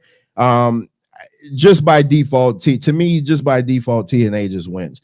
AEW did nothing this year to even be in this category, and they won last year. So, I mean, big fall from grace. What you guys got on the honorable mention? Yeah, I mean, it's got to be TNA. TNA has revitalized themselves for what they want to do within the promotion. I think it's great. I came close, going back to the tag team of the year. I came close to naming ABC, Chris Bay and the Kid as tag team of the year, but nobody knows about TNA. So I was like, I'm not gonna do that. For the stuff that I've seen in TNA, they're awesome. The Rascals, another great tag. TNA got some great tag team wrestling, but what TNA has been able to do, especially with the stuff, what they've been doing with WWE, it's been none short of phenomenal. I think TNA going forward has the ability to overtake AEW. It's all about, and I'm not saying from a media perspective, of course not. AEW got the big Time Warner deal. You're not going to beat that. But just from the quality of what they present versus AEW, I think TNA can go over the top. That's just a fact. Yeah, I gotta agree with MD on that. I can definitely see that. Yeah, they won't get them in production and stuff like that because AEW got a better, bigger situation going on. But TNA, match for match, hole for hole, wrestler for wrestler, they could meet them at that level and they could be more victorious. And they could just do something that AEW isn't doing, staying consistent with storylines and making sense. So if they just do that, by default they're gonna win. So yeah, I don't disagree at all. And I mean, worst kept secret. Obviously, the promotion of the year goes to the Giant. I mean, just made their debut on Netflix, WWE. I mean, just to me, WWE has their in-ring product been top this year? No, but what they've done, they made me care. You'll never hear me say that I'm not watching WWE, but you have heard me say plenty of times I'm not watching AEW. Just because it does not matter to me. It's like they literally don't exist in the grand scheme of what I do. I don't care to see anything that they're doing, but on the adverse, I have watched Impact. I love to watch Jordy and Grace. I love to see that Tessa Blanchard finally got a chance to come back. And there may be some rumblings that she's WWE Brown. I don't know. They may not want to touch it, but I would give her a chance. I mean, hey, you let Hulk Hogan back, I'd give it a chance. Yeah. Oh my God, what a disaster. Hey, WWE, I don't, the whole thing with them, they keep bragging about, it's the biggest gate. And then they mention how much people in attendance. It'd be 15,000, 17,000. Like, how's that your biggest gate? The biggest gate is that's what I'm saying, is the charge. They've upped the price so goddamn high, and then they're bragging about it. Give yourselves a round of applause for paying the most money for stuff yesterday you didn't pay that much money for. Man, what the frig, man? This your worst promotion or your best promotion? No, this is the best promotion. This is the best promotion. But I'm just saying, I gotta call out the bull crap, man. WWE, they just marked up the price on people's ass, and then I hate when they do that. But that's the other thing too. They're legitimized. They're saying, I keep hearing. I just heard. Oh damn, what's the guy name again? The guy that was in the feud with CM Punk. I keep forgetting his name. Drew McIntyre. Like, why am I forgetting his name? Yeah, Drew was just bragging about that the other day, talking about this is the best era of better than the Attitude Era, better than the 80s era, better than all these other eras of wrestling. And I'm like, is that really true though? and they're citing the amount of sales that they're making, but that's just because you're charging more. It's not necessarily that people are knocking on the doors. And as a matter of fact, on many events, the people don't have to buy it though. Yeah, that's fine and that. But those seats are not all sold out. Every show we see empty ass seats. Yeah, you're right. Let me say this real quick. I went on this over the weekend. I went because the go home show for the Royal Rumble will be in Atlanta. I wasn't planning on going anyway. I said, hey, let me go take a look. I pulled up the exact seats that I was in for Bad Blood. The ticket prices for Raw, the go home show, are more than what I paid for right now. Wow. Then Bad Blood, then the pay-per-view? Then the Bad Blood tickets.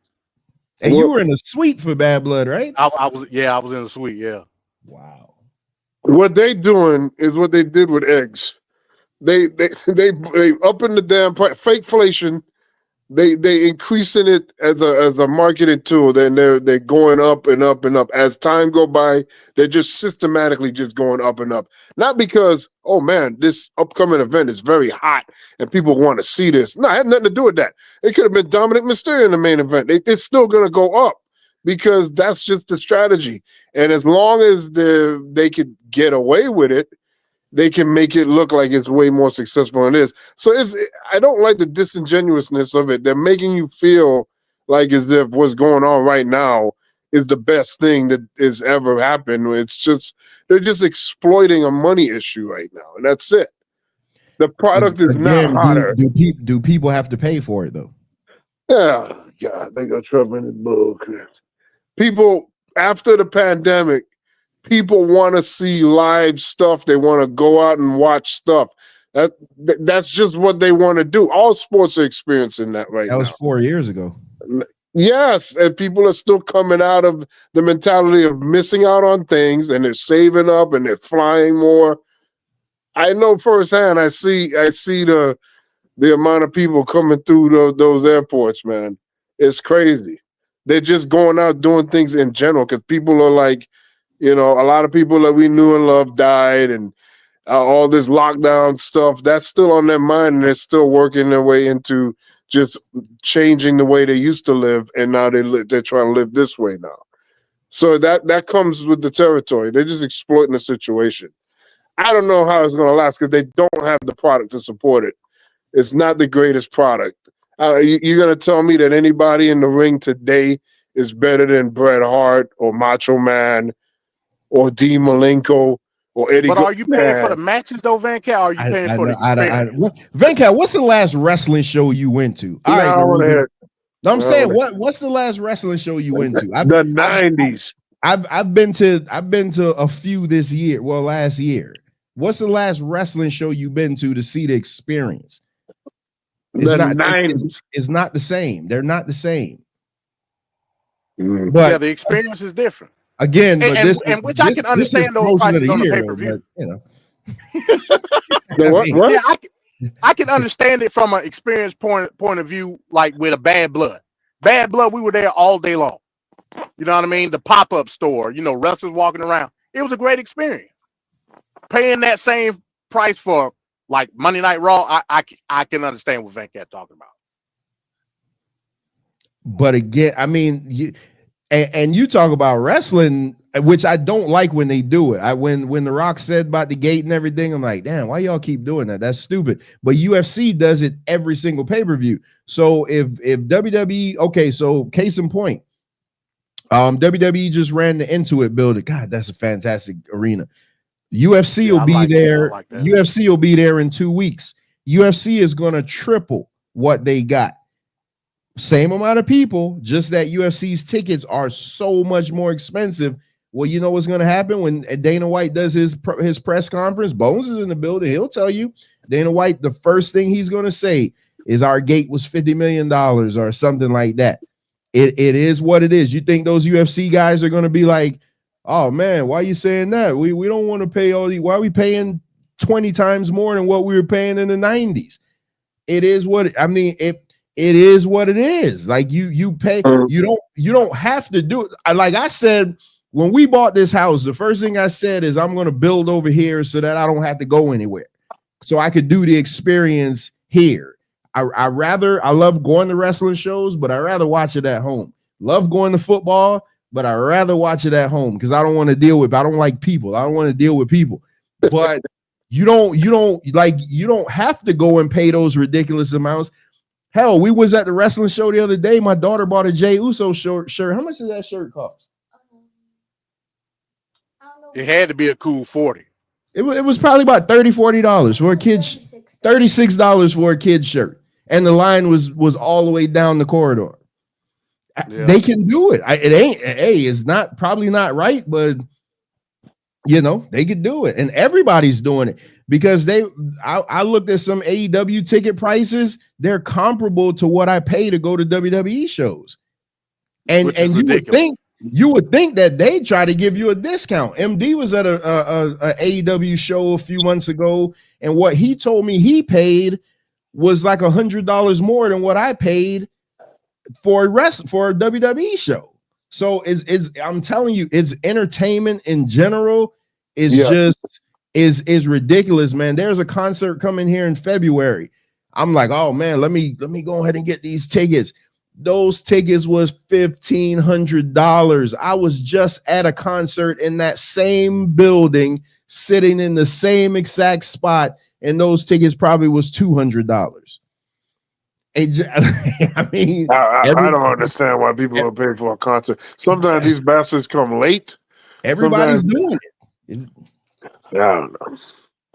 Well, we'll see how that works. Remember, again, we just had an election. People said they couldn't pay eggs, they couldn't get bacon, but for some reason they could do this.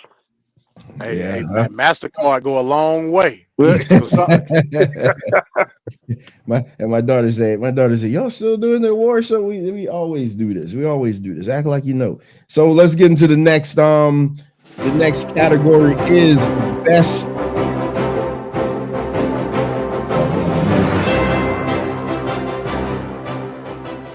The best angle of the year. Now, this so let's get the MD for what his best angle of the year was, and it was the Dom Rhea Liv Morgan revenge tour / turn on each other. MD, what did it for you on this one? Yeah, man, the culmination at SummerSlam with Liv Morgan. Liv Morgan bust her ass to get back, and the work that she did during that angle was spectacular. I think Liv Morgan, if we did like a comeback rest of the year, Liv Morgan would get my bid on that. The work that she's done. Say what you want about her in-ring ability. That's cool. But at the end of the day, this is the sport that we call professional wrestling. The work that she put in within that time period, the heel turn that she made was spectacular in my opinion. And the way that she held that title and the heel work that she did with the title was great. It was great. Hey, if I had it, I ain't got it with me. I bought a Liv Morgan t-shirt. I ain't got no problem saying that. Liv's finally on top. You know what I'm saying? Yeah, great. I bet a lot of, my daughter right here. I ain't gonna say no. Hey, MD, I did a 5-count Monday, and when Rhea won the belt from Liv, I spent half the time talking about how great Liv was. So I 100% agree with you. Yeah. Liv Morgan. Yeah, go ahead. My bad. No, Liv Morgan's transformation from the chick on NXT that used to wear the suspenders to being with Big Cass and Enzo. No, that was Carmella that was with them, but she was the Riot Squad. Yeah, she was in every love story. She was, the Riot Squad. She was in the lesbian angle with Lana. Bro, Liv Morgan's rise has been fantastic. No, she's not the greatest in the ring, but she got a million times better. So I 100% agree with you, man. Like she has come a long way, man. Like if I was gonna be proud of somebody, just some wrestling stuff, it would be like how far she's come. Like she's Yeah, she got it.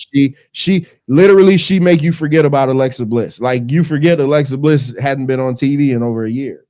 Yeah. And it's funny that you mentioned Bliss because their paths are comparable. You know what I'm saying? Mm-hmm. But I think the person that was able to excel despite her difficulties in what she could do in the ring, definitely that was Liv Morgan. And let's not mention Van Cat probably ain't gonna like it, the work that Dirty Dom put in and all of this. Oh yeah. So MVP. it is what it is, MVP. Van Cat. You can't Heat deny it. magnet. Say what you want about it. Heat You magnet. can't deny Heat Dirty magnet. Dom. Heat magnet. Can't deny it. Two things that wrestling fans gonna have to admit. Dirty Dom get legit heat, and Solo Sikoa gets legit heat. Again, I was in the building. They booed him out of it. Solo Sikoa gets legit heat. So me and Venkat both shared the same honorable mention for best angle of the year, and we second MD. It was the Liv Dom Rhea love triangle. Venkat, what did it for you on this? It's great, man. Liv Morgan really rises to the occasion. She shows she had a lot more than what she was able to do in the past. I always like to see stuff like that when people can rise to the occasion. You know, there's no Alexa Bliss. There was a moment in time where Rhea Ripley was on the shelf due to injury. She took advantage of the situation and made the best out of it and really came out looking really strong. I'm a fan of Liv Morgan because of that now, because that was impressive. She had an impressive year. One of the bright spots of the women on the roster that can be suspect at times, but she was good. Whenever they came on TV, I'm watching it. I'll always check out whenever any of those three were getting on the TV because, you know, you just had to see what was happening. You just had to see it. And that was like must-see stuff, even more so than Roman and definitely Cody. It's a shame what they're doing to Cody. But yeah, this was great. So rightfully deserved. I will agree with Bones as well. Bones is saying the Final Boss storyline, and I will agree with him. However, I can't give it to Final Boss storyline because of the amount of time. That's like what? No more than 2 months out of the year. So that's the only reason why it doesn't really go over the top. Well, hold on, because your pick for angle of the year. I know. I picked the Final Boss, but was the Final Boss. I know that. I know that. I'm just saying that's the only thing that really holds it back is it's only like a 2 month. But I'll tell you how strong the Final Boss storyline is. I liked it. I just wish we would have got more of it, but I still want to put it there just to put emphasis on how good it was. But if you're really talking, Triple H did a Tony Khan. Where's the storyline at now? Yeah. World's End type nonsense at the end where you're like, where the hell is this going?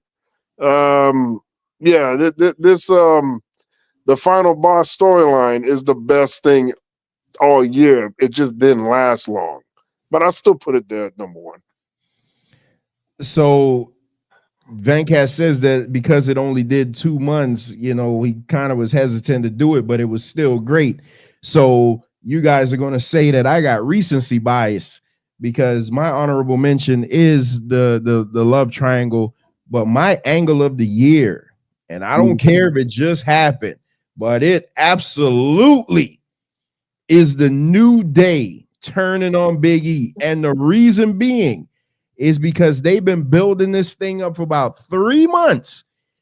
And everybody thought that it was leading to Cody and Xavier finally splitting.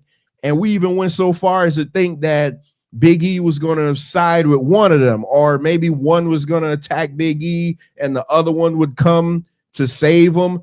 But when they looked at Big E and Big E told them, I got good news for you, I'm going to be on Raw every week and I'm going to be your manager. And they looked at Big E and say, why now? Where were you all the other times? You wanted to be with your girlfriend. The whole time, I'm like, oh my God, they got us. Venkat, no, because right after it happened, I had the spark of a live stream because it was so great when it happened. Like, there's certain things in wrestling, and I love the final boss stuff. That and I don't know if y'all saw the video I sent you today of The Rock at NXT. He said something at the end of that just got me pumping my brakes, but because I was about to feel one way, but after what he said, I'm like, okay, I'll wait and see how it plays out. But nevertheless, something doesn't need to happen over a year to be good. Something could strike hot, in a few months and it still be great. I thought the impact on this, and now what they're doing because of what they did to Big E, is now the locker room has completely turned against Cody and not talking about Cody, against Kofi and Xavier, telling them like they can't dress. And now you see at at Netflix the other day during the dark segment, Cody's talking about how Kendrick Lamar sucks. And like the whole damn arena was going to turn on him. It's just this. They needed to do something to get you to legit boo Kofi, and they did it with this angle. And I think the cherry on top was Kofi saying he flew his mom out, coach, from Ghana to have her sit ringside. I love that type of stuff, man. Even though his mom probably lived here, but nevertheless, it doesn't matter. It's wrestling. You can make it up. I loved it, man. And now because I said, I'm like, okay, if you're going to do the New Day, you're going to have them turn, get rid of the music. Don't let them come out with the colorful clothes and things like that. Now they're literally they're pivoting from everything that made the New Day so cringe to me, the pancakes and all that bull crap. And the best thing about being a bad guy, there's a part of you that think what you're doing is right. Like, I listen, Venkat even said it. He was like, you know what? They not wrong with what they're saying. So even though we think that they're dickbags about what they did to Big E, a part of you is like, well, wait a minute. He could have came back. Stone Cold came back. Kurt Angle came back. Edge came back. He could have came back. Man, I thought this was great, man. This was one of those things that let me know that I could feel, because earlier Venkat was like, well, which era was better? How they saying this is the best era. But then I think about when I watched it back in the 80s, like it would make me feel like, but I was younger then, obviously, but it had me so invested in it. Now when I watch wrestling, it's more so like I'm watching it because we do the show, and I still love it, but I'm watching it because we do the show. So I'm looking at it more so like somebody that's reviewing it versus somebody that's invested in it. But when they did this, I'm like, oh man, they got me. I said, they got me. They got me. And for that, this is my angle of the year. It's not a bad pick. I mean, we got all good picks here. So we have a problem because I'm not coming off my pick. No, I ain't coming off. I'm just saying we got to go to the chat now. We got to go to the chat and see which of these three. I mean, all these are legit top picks here, man. And I don't think you have a wrong answer in either way you go. Either way. So Bones, what do you think, Bones? Are you sticking with the final boss? Yeah, Is Bones, Mike on Bones there? agree with you. Yeah, Bones agree with you. What about Mike? Where's Mike? Where's Ricardo? What you guys pick? Yeah, y'all drop it in there and we'll revisit it. Let us see what you think. Who you think was the final best angle. Let's see who we got next here. That is a great ass angle for real though. I mean, that's an angle you're gonna talk about for years to come. MD, I don't think I ever asked you about that. What did you think about that angle? The New Day stuff? Yeah. I mean, yeah, man. It's good. Me personally, I'm gonna have to see more of how they go through the process of what Kofi and especially Xavier Woods, like what they're gonna do in their heel work. To me, Xavier Woods, he's such a square where I don't know. It's hard for me to believe that he can pull it off. I think Kofi can do it, but the ultimate thing, and Xavier Woods might be the facilitator of the heel turn. I mean, basically he is because he the one started it. But it's going to be interesting to see the maturation process of what Xavier Woods do, because if he can pull it off, I'm giving Xavier Woods all the credit. He just, like I said, he's just such a square. Like I'm like, yeah. I look at Big E like that too. So let me ask you this. Yeah, Big E is a square. I would take him a square of the group. What the hell? Do you think it's a possibility? Even if it's an inkling. He's gonna be number 20 in the Rumble. That's my pick. Okay, that's all I wanted to know. He's gonna be number 20 in the Rumble. How else you gonna pay it off? You got, man, WWE won't, they don't do this to you if they don't have a plan that because this was my thing, that he was gonna be in the Rumble, like it was going Kofi and Xavier was gonna be in there. Then all of a sudden you hear Big E come out. Or I was going to say that Big E was going to have somebody as his proxy, and it was going to be Obafemi, but Obafemi won the NXT title last night, so like that may not be happening for a while. But I think he's coming back, because they wouldn't lay into they don't normally lay into the neck. Oh, Stone Cold came back, Edge came back. They won't do that. Because what that's saying is you didn't have surgery. These guys had surgery and they still come back. They won't let you minimize a person like that if there's no chance for them to come back. At least they don't normally do that. Well, Bones broke the tie. He agreed with Venkat, but they don't normally do that. So I think it's a possibility he's coming to the Rumble. I think it's a possibility John Cena gonna be out there in the Rumble. Oh yeah, he said it on Raw. He declared already. He's gonna break Santino's record and Warlord's record. Oh, that would be great. Oh God, that would be so great. Because he shouldn't win it. No, he shouldn't win it. Yeah, and he talked about his losing streak, like how many days. That's crazy too. He should not win that Rumble though. Oh man, that would be the greatest thing ever if he get eliminated faster than Santino. I don't think he could do it though, like get over the rope fast enough. Yeah. Because you gotta have timing to time that perfectly. I don't think he'll do it, but my God, would that be the greatest thing? Oh man.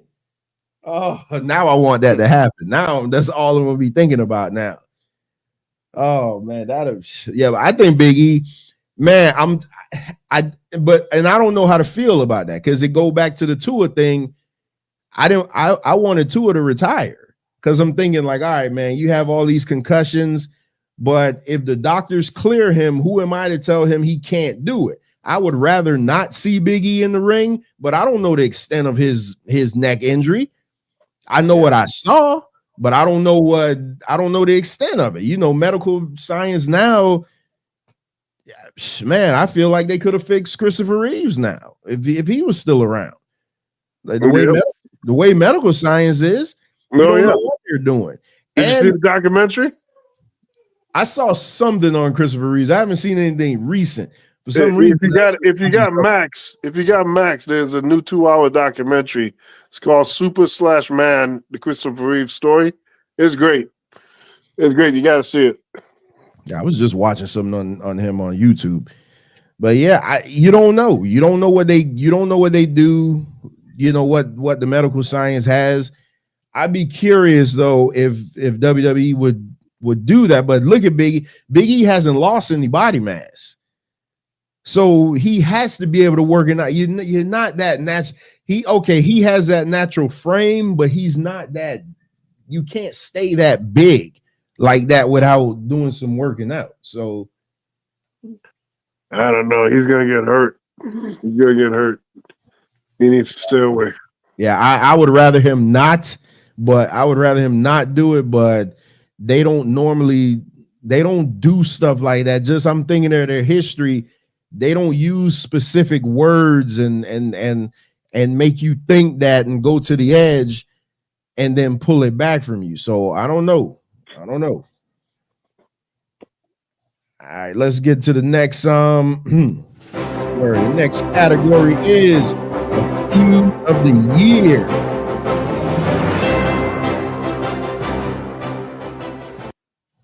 I think this one was another unanimous one.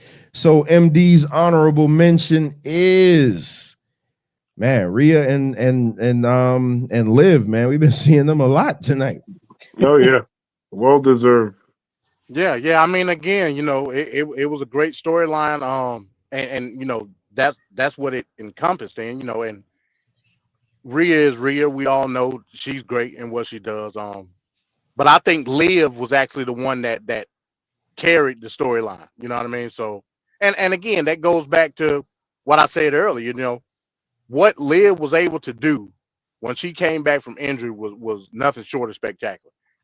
We all love Rhea. We like looking at her and the stuff that she can do. But I think as far as like on the mic and saturating what the storyline was supposed to be, Liv carried that. So, and it was great. And of course, Dirty Dom, you gotta put him in there. So yeah, that's my honorable. Hey, it is what it is, Van Cat. Honorable mention. Liv Morgan. Real.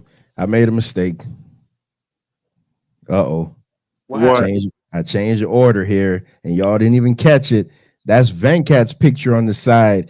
This was Venkat's honorable mention. Yeah, was Rhea versus Liv. Oh man, MD just talked up a feud that he didn't even pick. Hey, it is what it is. Wait a minute. I agree with. I don't even think I made an honorable mention for. Yeah, for that's this. what I'm saying. He probably picked them. He probably picked them. No, I didn't pick them. No, he got honorable mention. Oh, okay. I do.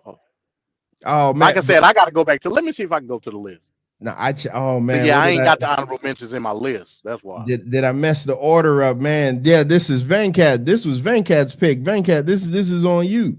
Oh man. So everything MD said, I second. So there you go. Oh man, how did I mess that one up, man? Oh man. You know what it was? I know what it was. Let me see.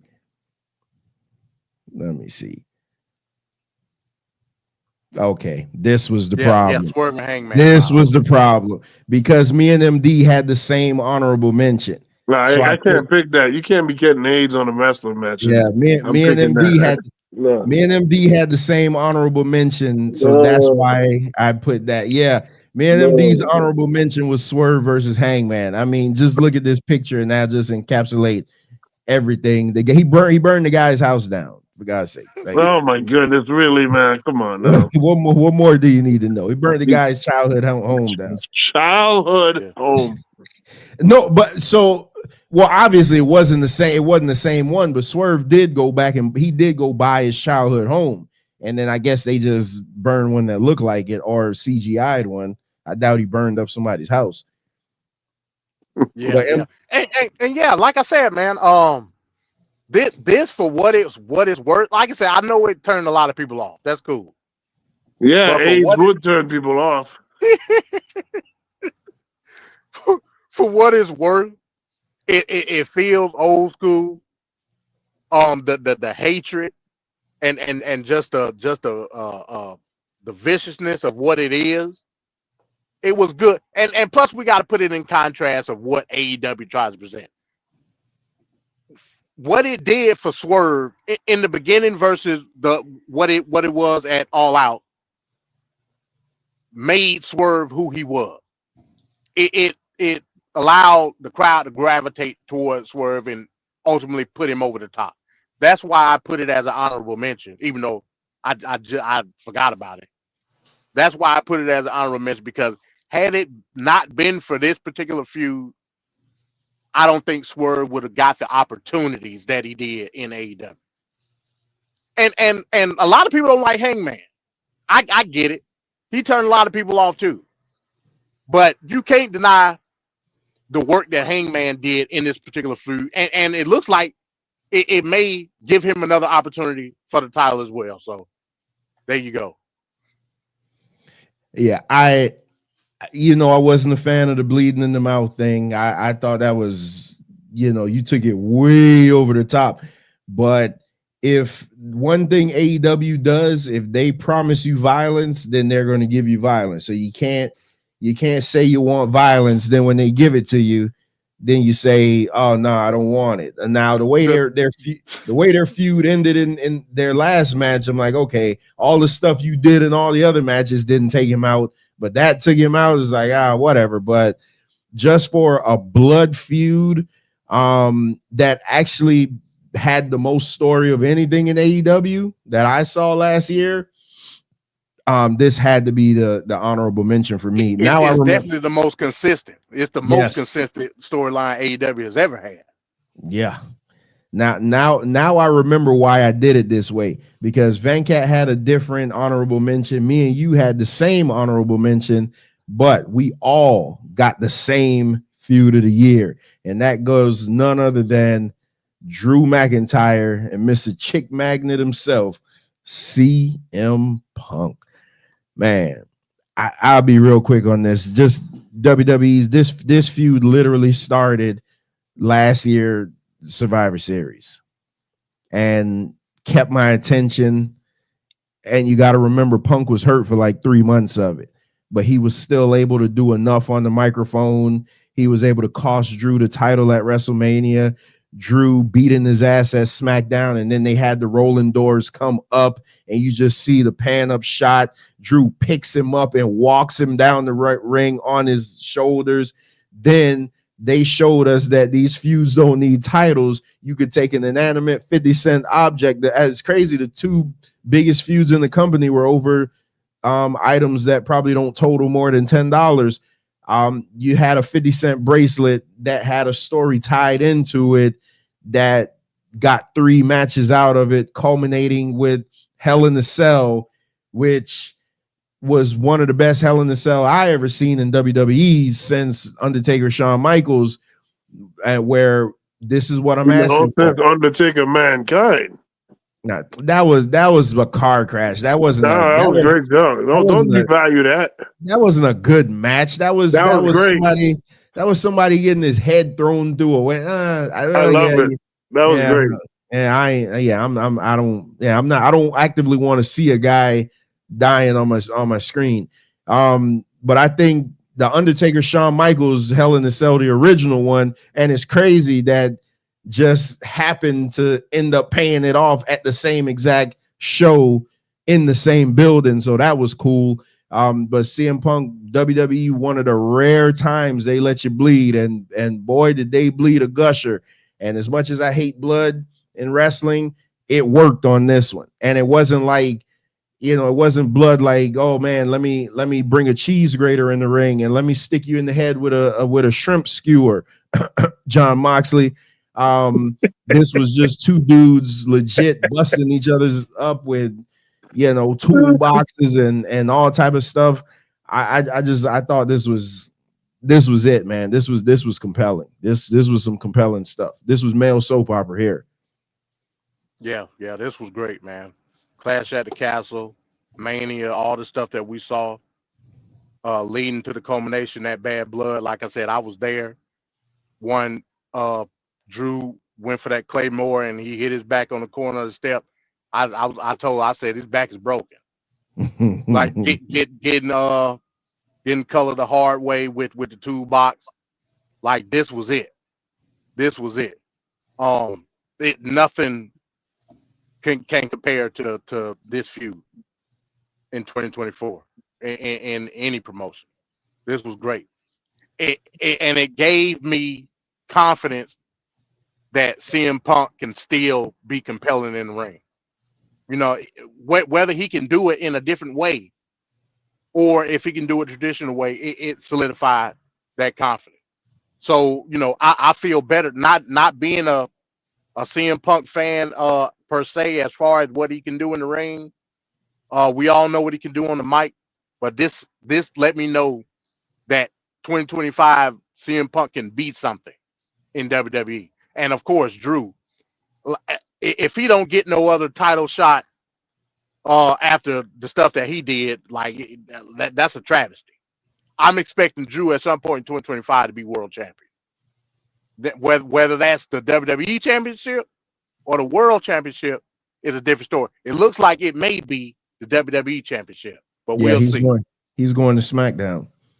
Yeah, so we'll see how that goes. But bravo to both of them.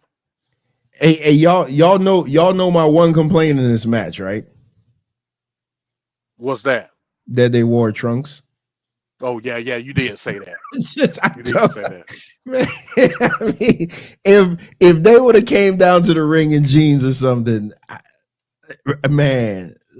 All right, that's just my nitpick, man. But Venkat, what you got on this one? Oh, I agree with everything you guys say. I don't want to really tie this one up. All three of us got the same pick for virtually the same reason. CM Punk looks real good with this. His wrestling and whatnot is good, and he benefits from having a match like this. It brings up Drew's stock. It just worked out great for everybody, the company, everybody, and you have to have respect for both of them. Still doesn't change my views on CM Punk, that's for sure. But yeah, no, it's good. It's good. I like to see this, especially for Drew, because he got screwed over. Drew has a real plight in WWE, and it needs to be addressed at some point, and he has to have his actual moment of victory, I think. But because he got screwed over, so we'll see. But this was great stuff. You wish WWE could do more of this, not necessarily the blood and all that other stuff, but yeah, just the intensity and the focus and the consistency. I gotta appreciate that. I'm telling you, the two-man power trip is coming. I'm telling you. CM Punk, Seth Rollins and Drew. I'm telling you, it's coming. So yeah, this is unanimous though. This is I was shocked when I saw this. I'm like, damn. So we hit two of them that was unanimous together. So let's get on to the next category. Mike says Trevor is to Moxley like Venkat is the female wrestlers. Yeah, Moxley sucks, man. Whatever. All right, let's get to the next category. And our next category is best pay-per-view of the year. Now, ironically, we all agreed on this one. Our honorable mentions were the same. We all agreed on this one. I was shocked, but as a whole, we all picked WrestleMania 40 as the pay-per-view of the year for the honorable mention. So, it was two nights. I know Venkat was like, what? You like night one? Oh, no, you like night 2 over 1? No, you like night 1 over. Yeah, I got to hear you like night 1 over 2. But I just real quick, WrestleMania 40. Y'all know how I felt about the main event. I actually just watched it again last weekend. Still loved it the same. The night 1 main event with the final boss and Roman Reigns against Cody and Seth, that got good at the end. I wish they would have started that off like hot. Just like fire. Drew McIntyre and Damian Priest had a fantastic match. Then you add in the cash in, with not Drew McIntyre and Seth Rollins had a fantastic match. Then you add the cash in caused by Punk, with Damian Priest finally getting his shot to be champion.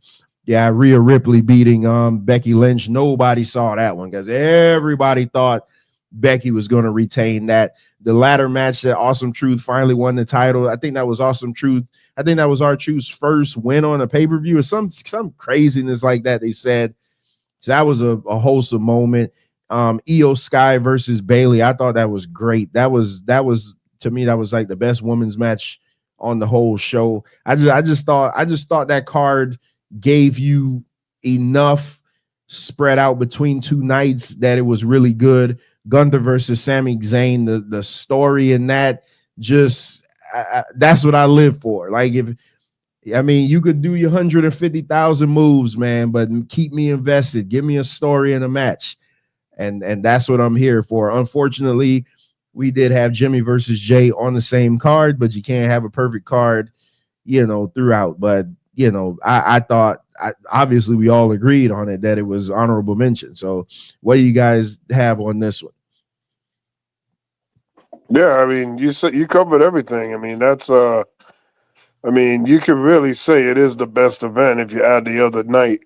But yeah, WrestleMania is probably the best. Even though I will say that the thing that keeps WrestleMania from being the best is the crowd. The crowd just isn't as good, and we'll get to the actual best pick, but the crowd isn't really the greatest. Whether what Trevor says with the no ceiling and then the sound goes up, and You knew I was going to say. I was just about to ask you that. yeah, so yeah, it's not an appealing environment. And that's another reason why they did Cody dirty. He should not. He should be winning that damn championship on March in Madison Square Garden. That's where the story's supposed to end, right there. But whatever. It was great. WrestleMania was great, but we have a better situation coming up. What you got, MD? Yeah, I agree with y'all, man. More or less for the spectacle that is Mania. It'll always like be in that mention, whether it wins it or not. Like it was some great matches on the card for sure. The way that they do, and I don't know if it's going to be an ongoing thing that WWE does, but the way that they did the final boss storyline and Roman and Cody night 1 and night 2, that's what set it off for me as an honorable mention. But at the same time, I can't give something like WrestleMania the top spot because of all the fluff matches. I mean, we're talking about Dirty Dom and Santos, and stuff like that. If they can find a way, and it won't ever happen. If they can have a complete WrestleMania card with nothing but great matches, like I said, 2 nights, that's not gonna happen. They got to put fluff in. So from that reason alone, I can't give it the top spot. I just can't do it. You know what I thought was a perfect card, MD, like WrestleMania 30. WrestleMania. Well, until when Brock Lesnar won, it kind of deflated the crowd. I felt bad for Daniel Bryan, but that was shaping up. That card had 8 matches on it, probably 7 or 8, and everything was just good, just match. They had no celebrity interaction, nothing. They just were go. You had Hogan, Rock, and Austin open the card, and it was. Man, but then when the Brock Lesnar and it's not that it's bad. I mean, Brock probably shouldn't have won, but how he needs to win. That was great. But it completely deflated the crowd because when Bryan, it took a long time for them to get back up for that. But I think WrestleMania suffers for being so long. Like that's, I honestly, I don't think no wrestling show should be 4.5 hours. I don't care what you say. And then you talk about doing that for 2 nights. So the same people, so you're not getting that much new people. You're getting a lot of crossover. So the people that were there for night 1 is going to be the same people that were there for night 2. You may have some new people sprinkled in there because they sell those tickets as packages. So yeah, you can't, man. So you're talking about having somebody like literally watching 9 hours of wrestling plus all the other shit, plus the time that it takes you to get in the building. It's listen, man, the house show we was at literally took us about 30 minutes to get in the building, and that was just at a house show. So and that was at where the Heat plays. So can you imagine being somewhere in a friggin' football stadium and you got all these people and traffic and but it's a different crowd though. We talking about an international crowd. Yeah, that international crowd sucks, man. So they don't give a damn. They in it to win it. It's the experience like we talked about. So do better, Ruben. Even though Trump trying to make y'all the 51st state, do better. So you gotta take that in consideration. But yeah, like you said, it's too long. It's going to be too much fluff there to evaluate it as like the best pay-per-view. It might be the best experience. It'll never be the best pay-per-view. So we all agreed on what was the best pay-per-view. And again, this is one I was shocked that we all agreed on this one, but the best pay-per-view. So here go to all my haters. The best pay-per-view was AEW Revolution 2024. Man. Go ahead, Van Cat, because I know your boy. This your boy. You want to gush over Sting? I know. No, I mean I ain't gonna say much. I'm just gonna say it was great. Especially that tag match. It delivered. It was fun. It was entertaining.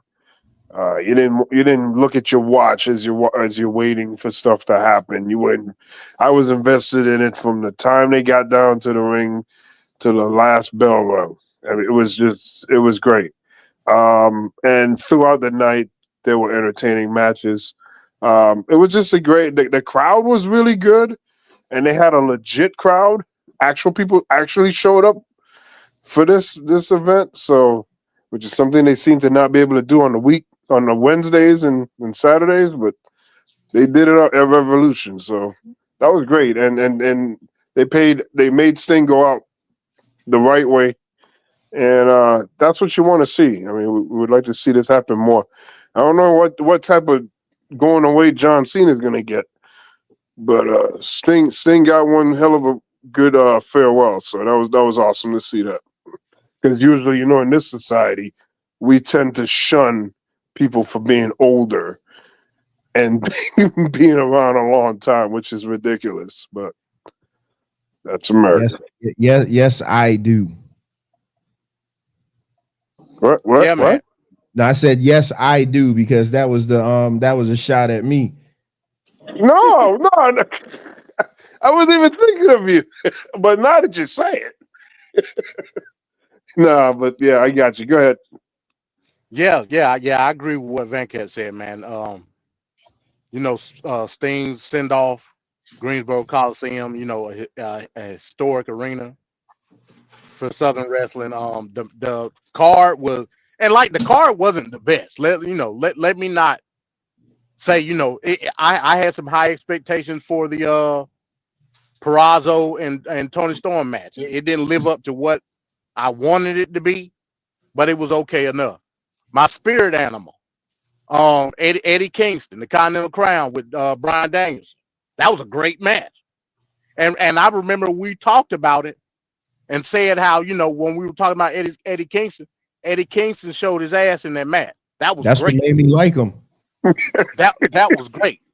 And of course, not to spoil anything, but Takeshita Ospreay. That's all I got to say. Yeah, Takeshita Ospreay. That's all I got to say. Yeah, I'm like, listen.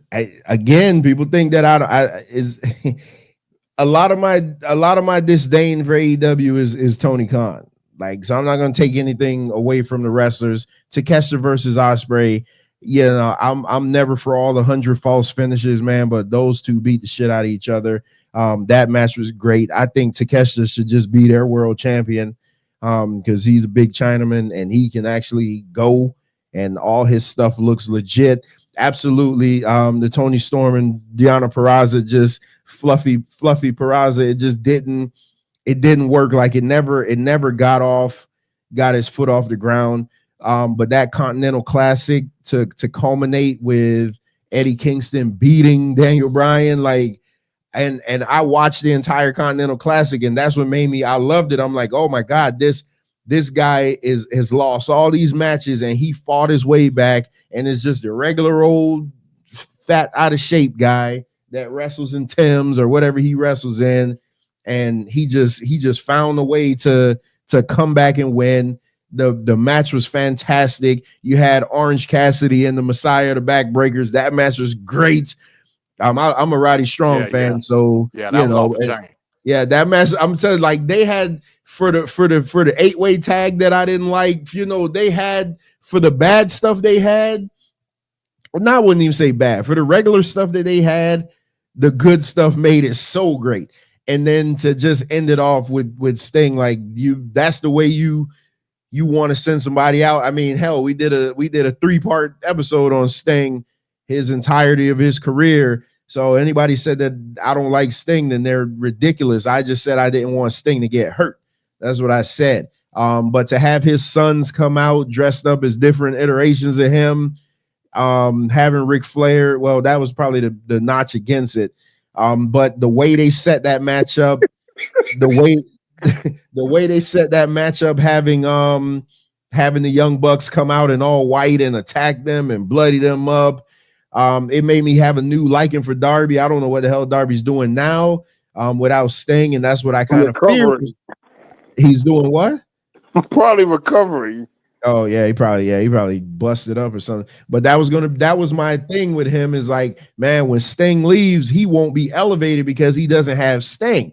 And that's so much so that they had to bring Sting back to come save him at a pay-per-view after that. So after he retired. That's crazy, man. Yeah, that's true.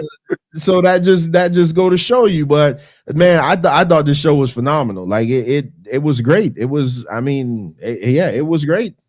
And you know, like I say, Ospreay and Takeshita, man, whew, yeah, that was one for the ages. Well, but, we got Max now having all the TV shows and the pay-per-views are now on Max. The pay-per-views are on Max too? Yeah, the pay-per-views, and they have year one of AEW. So everything that AEW did in year one is on Max. I guess it takes them a while to get it all up. So they only got year one. Just the TV shows. I didn't hear about the pay-per-view. Yeah, the pay-per-views. Yeah, I thought it was just the TV shows. Yeah, I heard Tony Schiavone say when I was watching the replay of Dynamite. He said that the pay-per-views are on Max and the TV but you show. Still got to pay for them. No, you get to watch them. He didn't say anything about no charge. We'll see about that. Why would you have to pay for them? Well, just like you got to do the UFC, you got to buy ESPN Plus, and then this ain't no UFC, man. Then pay for their pay. But you know what's funny? I didn't realize that Netflix is getting everything. They're taking all the stuff off of Peacock and porting it over to Netflix. I didn't know Not that. right now. No, they've already started. No, they got Raw centric content. That's all they got. They ain't got no Royal Rumbles and stuff on that like that. But it is going to be probably in the future. Contract is up this year. Yeah, and that's when they'll be able to do it. But as of right now, Peacock is the destination. All they got is like Raw's best matches and Raw this and Raw that. That's it. But I was listening. Oh, go ahead. Right now. No, I was gonna say. Speaking of that, I don't know, and you know, this is a sidebar.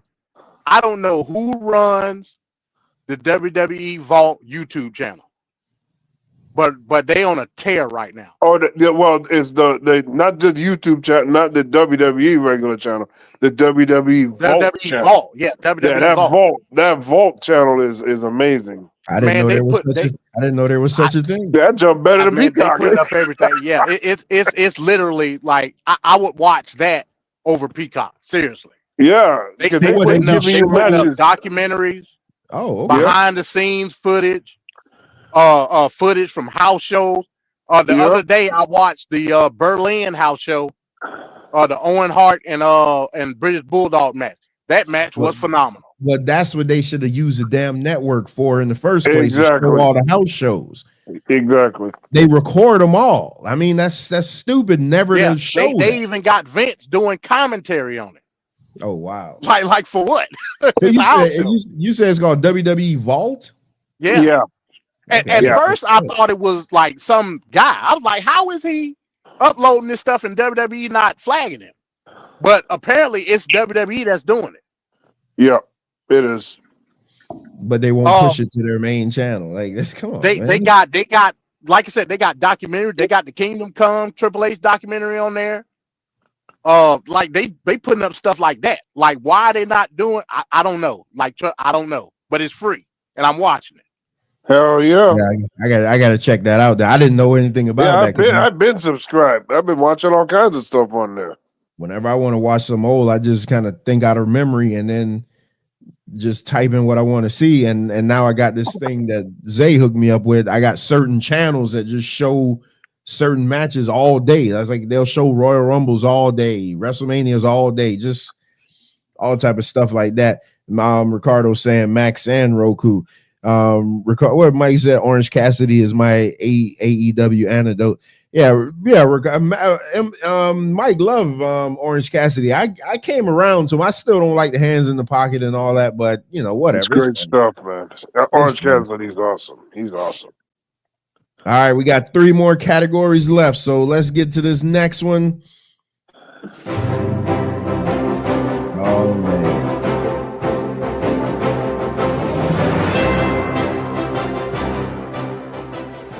Best match of the year, and we're going to start off with MD. Let's see. Let's get to MD's honorable mention. This one shocked me. Let's get to MD's honorable mention. Oh boy. Oh, come on, MD, man. Come on, MD. And it is Cody Rhodes versus Roman Reigns. Man. Hey, MD, I watched this. I watched this match last week. I went back and I watched it, man. I love this thing. MD, what made you pick this one? Finish the story, man. It is what it is. What after everything that Cody did to get up to that point, plus night one to this, like it was great. Like I said, some people aren't a fan of the theatrics and the run-ins and all. Cool, but as a wrestling fan, just a fan, you're sitting down, you're watching, you're in the arena, whatever. You had to love the moment. It is what it is. It's a shame what they do to that boy Cody. Hey man, Cody's that guy, and this is the reason why. I always say, if people to this day still ask me why I watch wrestling, and I always show them Over the Edge 1998, Stone Cold versus Dude Love. I say that's why. I said watch that match. That match was nothing but chaos. That was the one where Vince McMahon said only by my hands could the match be over, and Undertaker was out there, Briscoe and Patterson. It was just a complete chaotic match. And that's what this was. So I agree with you, man. I thought this was great, especially for the ending. But let's get to MD's. He kind of jumped the gun, but let's get to MD's match of the year from AEW Revolution: Will Ospreay versus Konosuke Takeshita. Man, was this fantastic! Now we go from being a wrestling fan to a wrestling purist. If you are a wrestling purist, the X's and O's of what they do in the ring look no further than this. That's just what it is. Essentially, no build up. Don Callis family, we're gonna wrestle Takeshita. Hey, that match for people that and this is what I get from a lot of people that they may be like casuals, or they just used to WWE and they see this and they like, holy shit. You know what I'm saying? This is the next level of what in-ring talent is in professional wrestling. This is it. You don't have to look any further. This is the evolution. What they did that night was nothing short of spectacular. Now, in if we're gonna look forward, the stuff they've done past this hasn't been very good, but I don't put that on them. I put that on just the agents and how they build a match, so on and so forth. This match was incredible. This was the match of the year, point blank, period. If we're talking about in-ring talent, which again, a lot of people savvy themselves as wrestling purists. If that's what you are, and this not your match of the year, it is what it is. I don't necessarily consider myself a wrestling purist. I look at the overall thing of it all. But if I was a wrestling purist, I will look no further than this. This would be the standard. Like you can't, like this is the bar. That's a point blank, period. So yeah, that's what it is. I don't disagree with you. The only thing I disagree with is because all the false finishes. I bet it was at least 12. Yeah. I bet it was at least 12. And that's, I have a problem with that, but you can't. Everybody trying to be Ricky Steamboat Macho Man. That's what that is. You can't take away what they did though. That match was fantastic. So let's get the Venkat's honorable mention, which was a damn good honorable mention. Takes us to AEW Double or Nothing Anarchy in the Arena. Man, this shit was good. Everything about this was good. My God, they used the final countdown. That was it right there. My goodness, we can't keep playing this music. We don't got enough money. This was great, John. Now hold on, wait a minute, Van Cat. You got an issue with all the stuff that was going on in the Cody Roman match, but you ain't got no issue if it's embedded in the match like Anarchy in the because Ring. he doesn't like Cody. You don't know the gimmick yet. Stop it, man! You in this crusade you don't know against the gimmick yet. He don't stop like it. Cody. That match, this match was meant for the. It literally is in the title, Anarchy in the Arena. It was amazing. I can't say enough good things about it. It was great. That Cody match was just some old bull. That was over. Oh God, it's a damn shame what they do to that boy Cody. I mean, he got this lackluster run going on, but whatever. Anarchy in the Arena. It's great stuff. I mean, they did set a dude up on fire in this match. I mean, damn real. Damn real. Show was wild. It's crazy. It's crazy though what you like and what you criticize, and then when you see how ridiculous what you like is versus what you criticize, is like, oh, wait a minute. This ain't ridiculous. No, I thought this was great. I thought this was I thought this was great. Yeah, when the music kept playing and the Young Bucks was like, man, we're gonna have to pay. They were like, man, we're gonna have to pay all these royalties and stuff like that. I'm like, oh my goodness, that's crazy. Because I think the week before we were just talking about like licensing and stuff like that. So when he said it, I'm like, oh man, that was crazy. Then when Brian came out and was like, this shit sucks, and then they played the final countdown, and yeah, it was great. Yeah, I got nothing negative to say about this.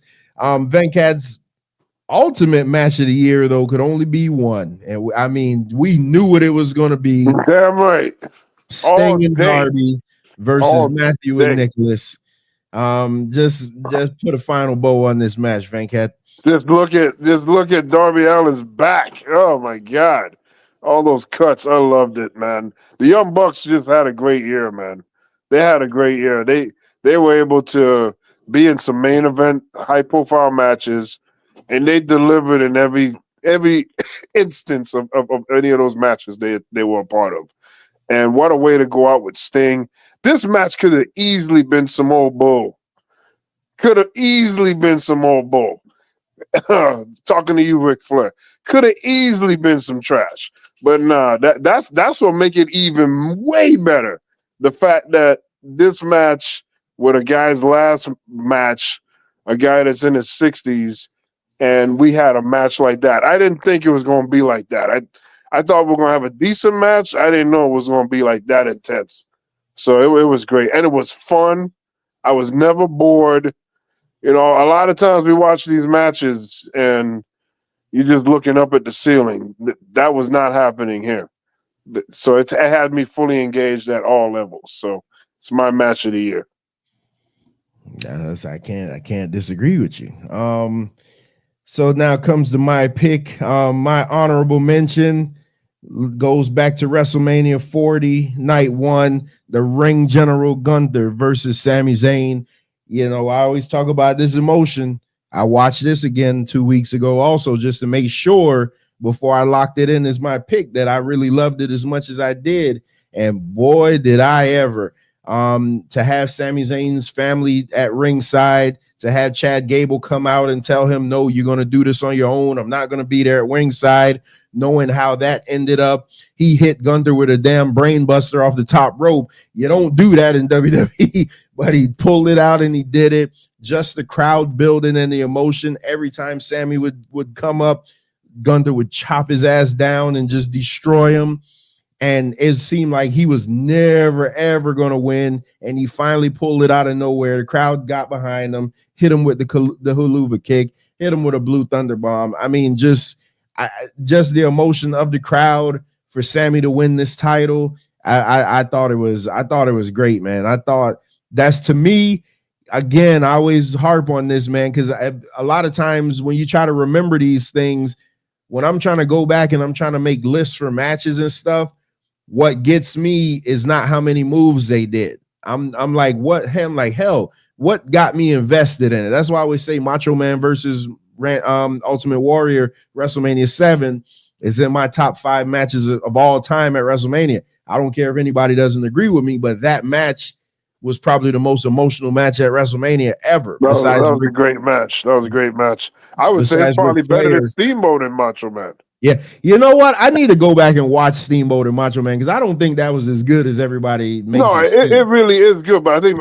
over the years people have so inflated it, kind of like Star Wars. You know, Star Wars is a good movie, good series of movies, but like all these idiots going all over the place about that Star Wars, they just overdo it, and it just kind of lessens and cheapens the value of it. But I would say the Ultimate Warrior, you're right. The emotion and everything that was at stake, there was real stakes in that match. When Ultimate Warrior couldn't put Macho Man away, and he wanted to quit, and the referee told him, "You realize what you're doing. Your career is at stake." Man, you can't fabricate that. That was on the news the next morning. I remember that. I was pissed. They had that on Channel 7 News, man. Oh, you was like, damn, WWE getting all this shine? Yeah, I was real pissed about that. Oh boy, the hate. You've been a diabolical hater ever since the 80s and the 90s.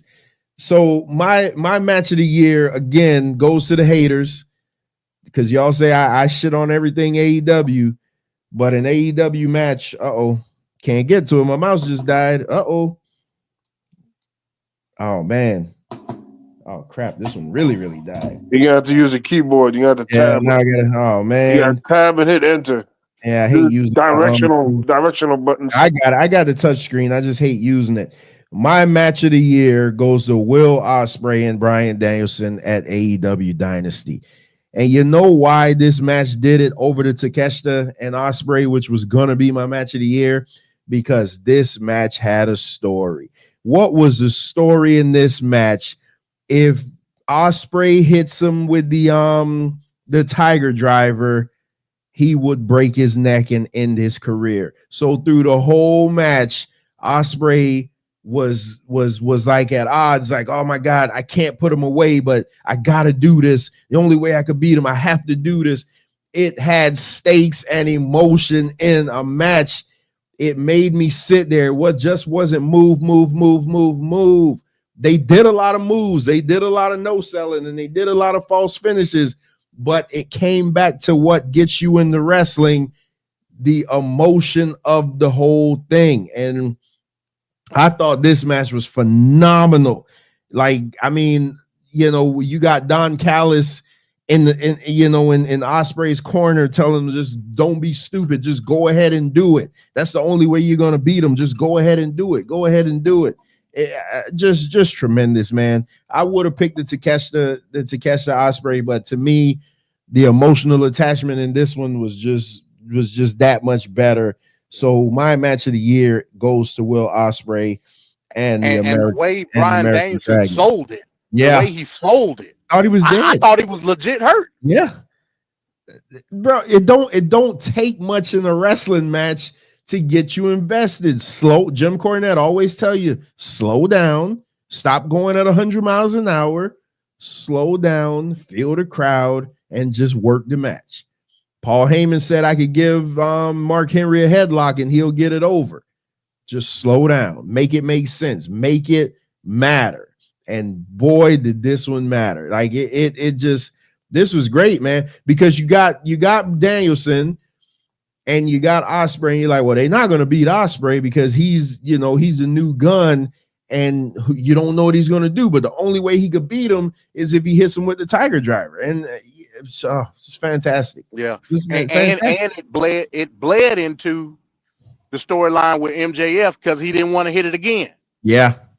It bled into it. So yeah, I can concur with that. Yeah. I don't think it was a better match than the Takeshita match, but I get where you're going. See, Mike gets it though. Wrestling is definitely men's soap opera. Listening to Trevor talk about the match is so dope. That's why you watch good movies. You want to get lost into it where you know it's not real. Nobody kidding themselves. We know this is not real. But if I watch a Dolphin game and the Dolphins lose, then I'm gonna get pissed off because I'm gonna be like, damn, bro, y'all dumbasses should have did this, this, and this, and you lost. But if I watch a wrestling match where they put this match together and they're like, what are we gonna do to grab the fans' emotion? And you come up with this, you got me. You got me. And now that I know I could watch it on Max, I'll just go back and watch it now. It was fantastic. It was fantastic. I mean, now the follow-up is all that matters though, but you know, now they got Ricochet stabbing people with scissors, but you know, go figure. But yeah, I keep forgetting my mouse. So let's get to the next. We got 2 categories left. I hate using the touchscreen part, man. Never was a fan of this. Oh man, the female wrestler of the year.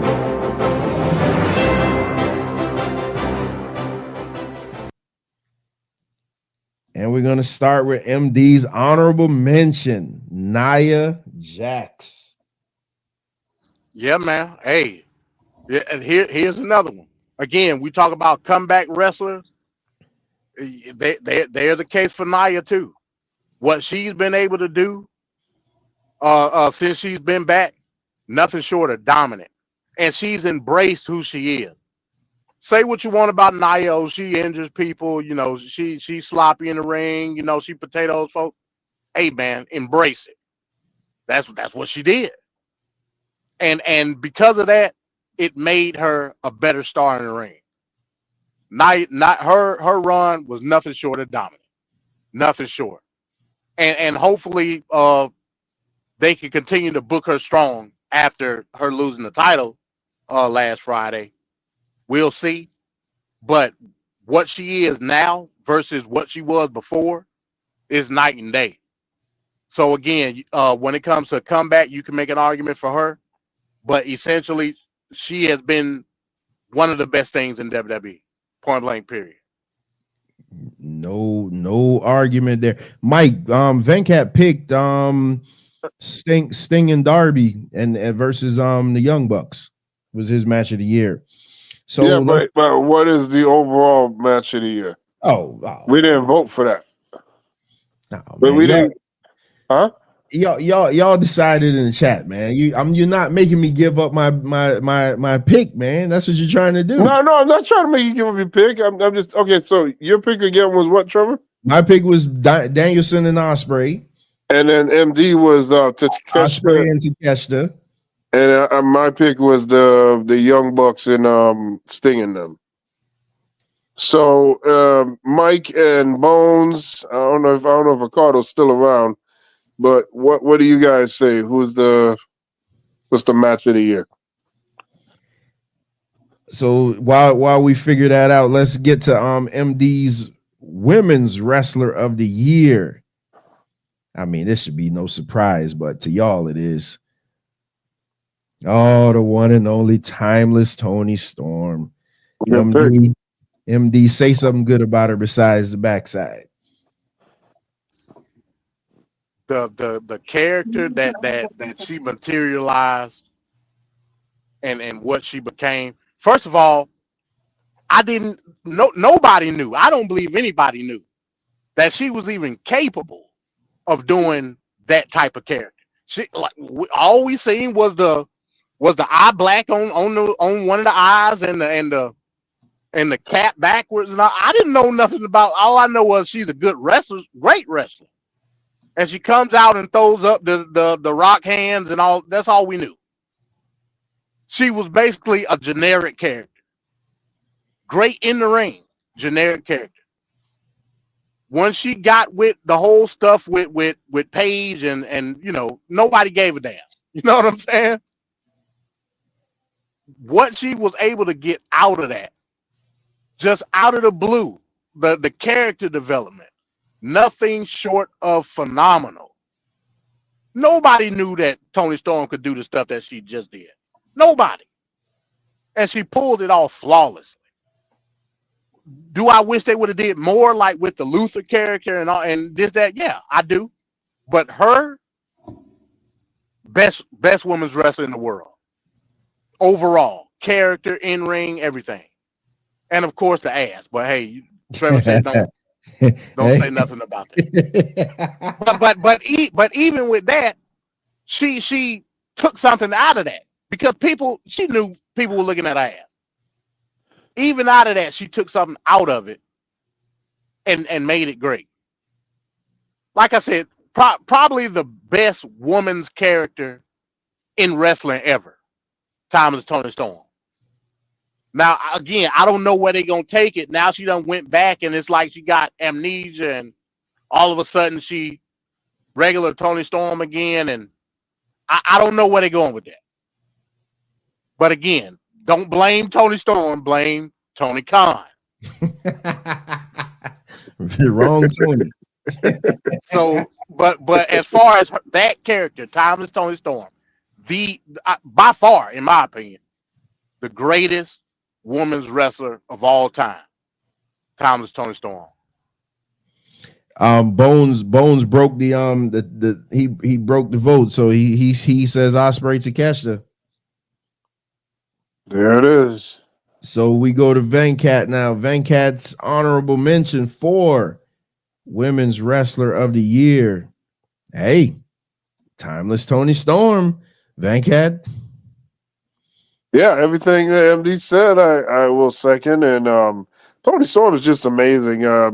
Probably the most compelling character or person in AEW, I think. I like Toni Storm, man. She's just her facial expressions, her mannerisms. This everything. Yes.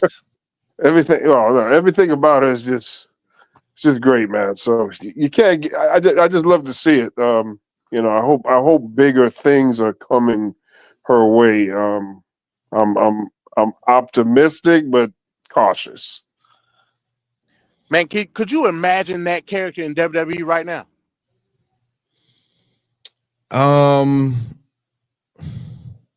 She would do that. Would be great if she was. I'm just saying. I think Triple H. I think Triple H would do great with that character. I'm just thinking Vince would run it into the ground, but yeah, bigger things. Venkat with the cakes jokes. Yeah, that's what I was thinking. Like the production, like just off the production alone, what they would be able to do with that character, man. But they had her though, and Vince wanted her to lose to Charlotte. I don't know. Jobbing to Charlotte. Well, jobbing there, man. Well, I mean, you make it seem like Charlotte. All right, so Venkat's. So this one shocked me though, because again, I saw these ahead of time. This one shocked me only for the reason that he had them switched. Because I got zero issue with who he picked, but Venkat's Women Wrestler of the Year is none other than Liv Morgan. Damn right. My God, 100% deserved. You can't deny it. It was her year. As great as Toni Storm is, friggin' Liv had a hell of a year. The best year. She was the best woman all year long for most of the year. Outside of some stuff Nia Jax did, overall, she's the best. And she literally became the best as she won that other title in Saudi Arabia as well. She has all these accolades, man. It's just great. Can't say enough about it. Yeah, she's my most improved, like from year to year, just unmatched. Her yes, that's all you got on Liv? Yeah. All right, let's get to my honorable mention. I mean, we've been extolling her virtue, so I'm gonna do it again. Miss Annihilate her herself, Nia Jax. Again, I had the privilege of seeing her in person a few weeks ago. She is the real deal. She had a street fight with Mi Chen. It was great. It was freaking great, man. Nia Jax, since being fired and coming back, totally new person. And what I love about this iteration of Nia Jax, and I said it on all the shows, she is wrecking bitches. When she hits that annihilate her, she hits that annihilate her. That match that she had with Naomi on SmackDown last week was incredible. I had to go back and watch it twice. I literally woke up the next morning to go watch that match again. And you guys know how critical I am of Naomi, and Nia Jax isn't the most fluid in the ring, but those two work together so great. Nia Jax, since she's come back, I figured that she would have been the one to slay Rhea, but in this company, Rhea can't lose. So, it is what it is. I want to see a proper feud with Nia and Jade, but I'm afraid of that they're going to hurt each other. But I still want to see it. It's one of them things like you have to see it. But Nia Jax, man, since coming back has legit just been the best, man. One of the best parts of TV for me. Just, and the thing I like about her character this time around, her first time when she won the titles, she'd cry and be like, oh my God, this is the best thing ever. She'd break character. Now it's literally just like, yeah, I'm supposed to do this.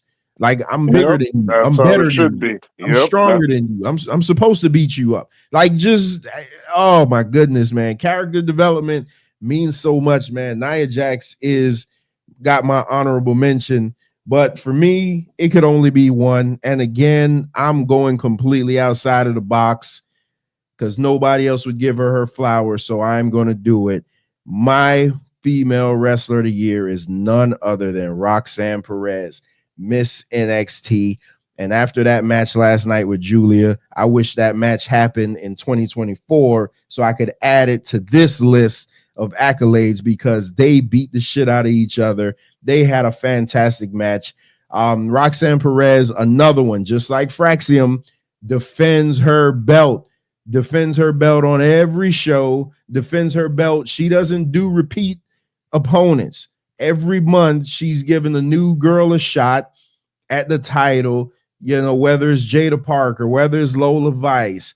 She beat Julia on her debut. She's going to get Stephanie Vacour. Like, she's literally getting everybody. She beat Jordan Grace. Like, yeah, this girl, when you line up title defenses, who they beat versus anybody else, this woman stands far and above everybody because she legit beat everybody. Because everybody will say, oh, Jordan Grace is one of the best in wrestling. Well, guess what?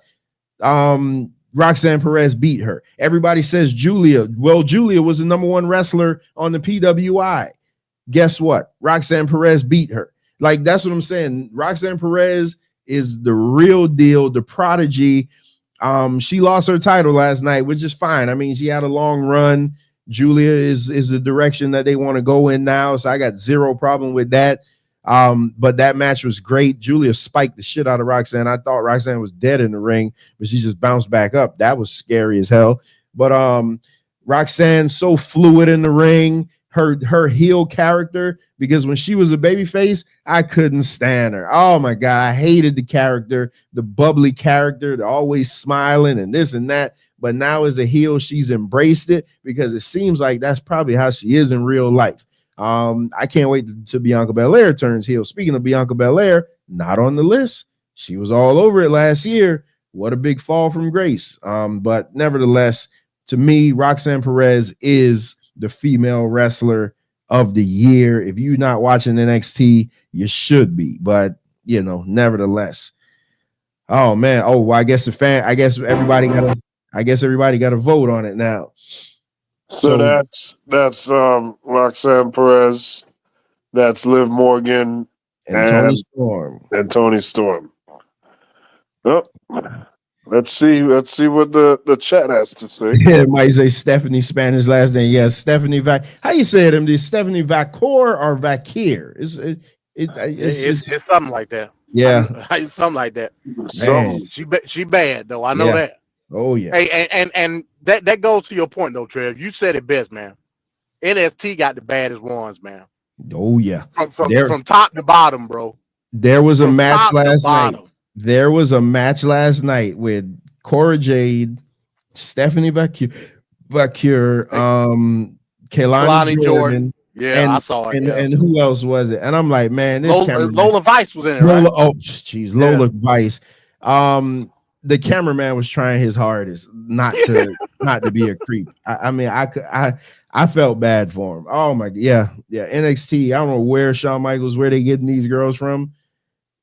It's crazy. Speaking of last night, The Rock need to stop, man. The Rock need to stop. What the hell, man? The Rock need to get the hell off TV if he gonna stand up there for 20 minutes at a time saying nothing. He literally admitted, I don't know what to say, and he took all that time for nothing. And then he did it on Raw as well, 2 days in a row.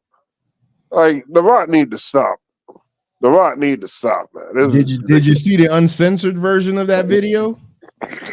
Uncensored? Yeah, I put the uncensored version. I think that's the same video. It's like 12 minutes, right? Well, yeah, there's there's an 8-minute, and so I put the 8-minute one in there. But okay, that's why I say, I'll save my thoughts on him. But what he said at the end kind of got me, got me thinking. So I had to see how it plays out. But so Bones says he votes Tony Storms. I guess, man. Oh God, Tony! Oh frick, he did Tony. Okay, I mean, I can't blame him, but I think it's an injustice for Liv, but whatever. Yeah, but even for Liv to be in Liv was nowhere near. Liv couldn't smell this list last year. Yeah, I agree.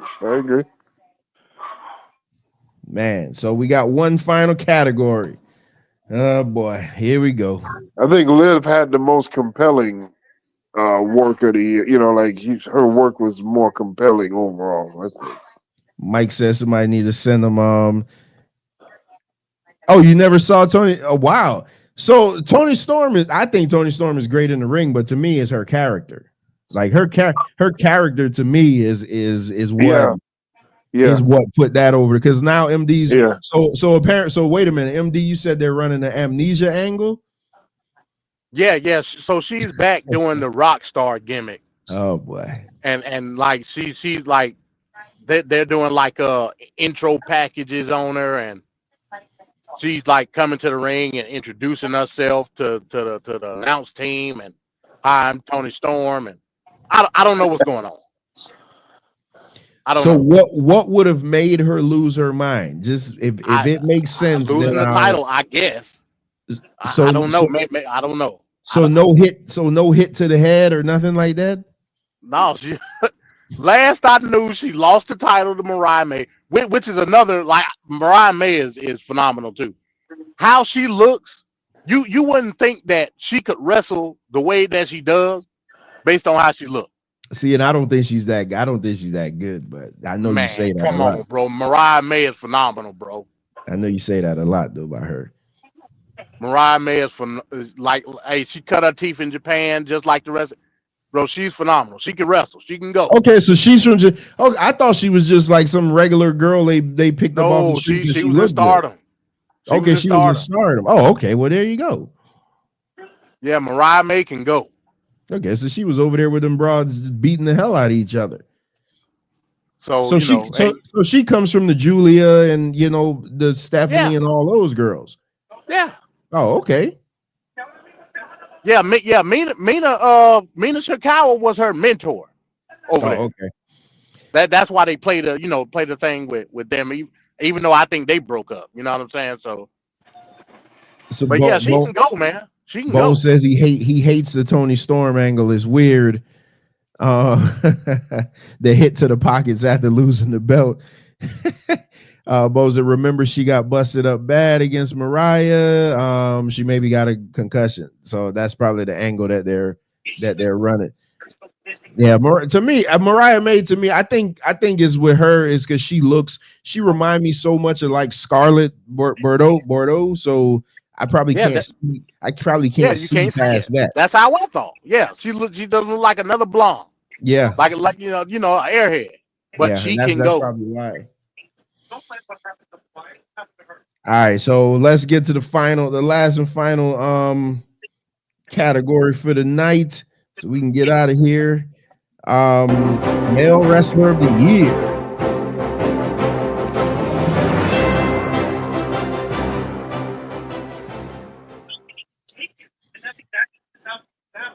Uh-oh, what did I do? Oh man.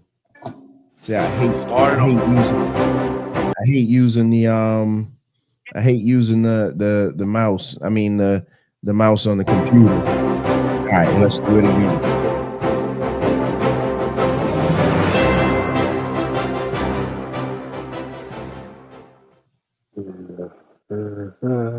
And MD's honorable mention goes to Cody Raheem Rhodes. What you got? Why? Because for having a lackluster run? Man, let the man cook, man. You always want to interrupt the man. Let the man cook. Cody's from WrestleMania 39 to 40 was the top storyline in WWE. He made it work. It culminated WrestleMania 40. And he's the top guy.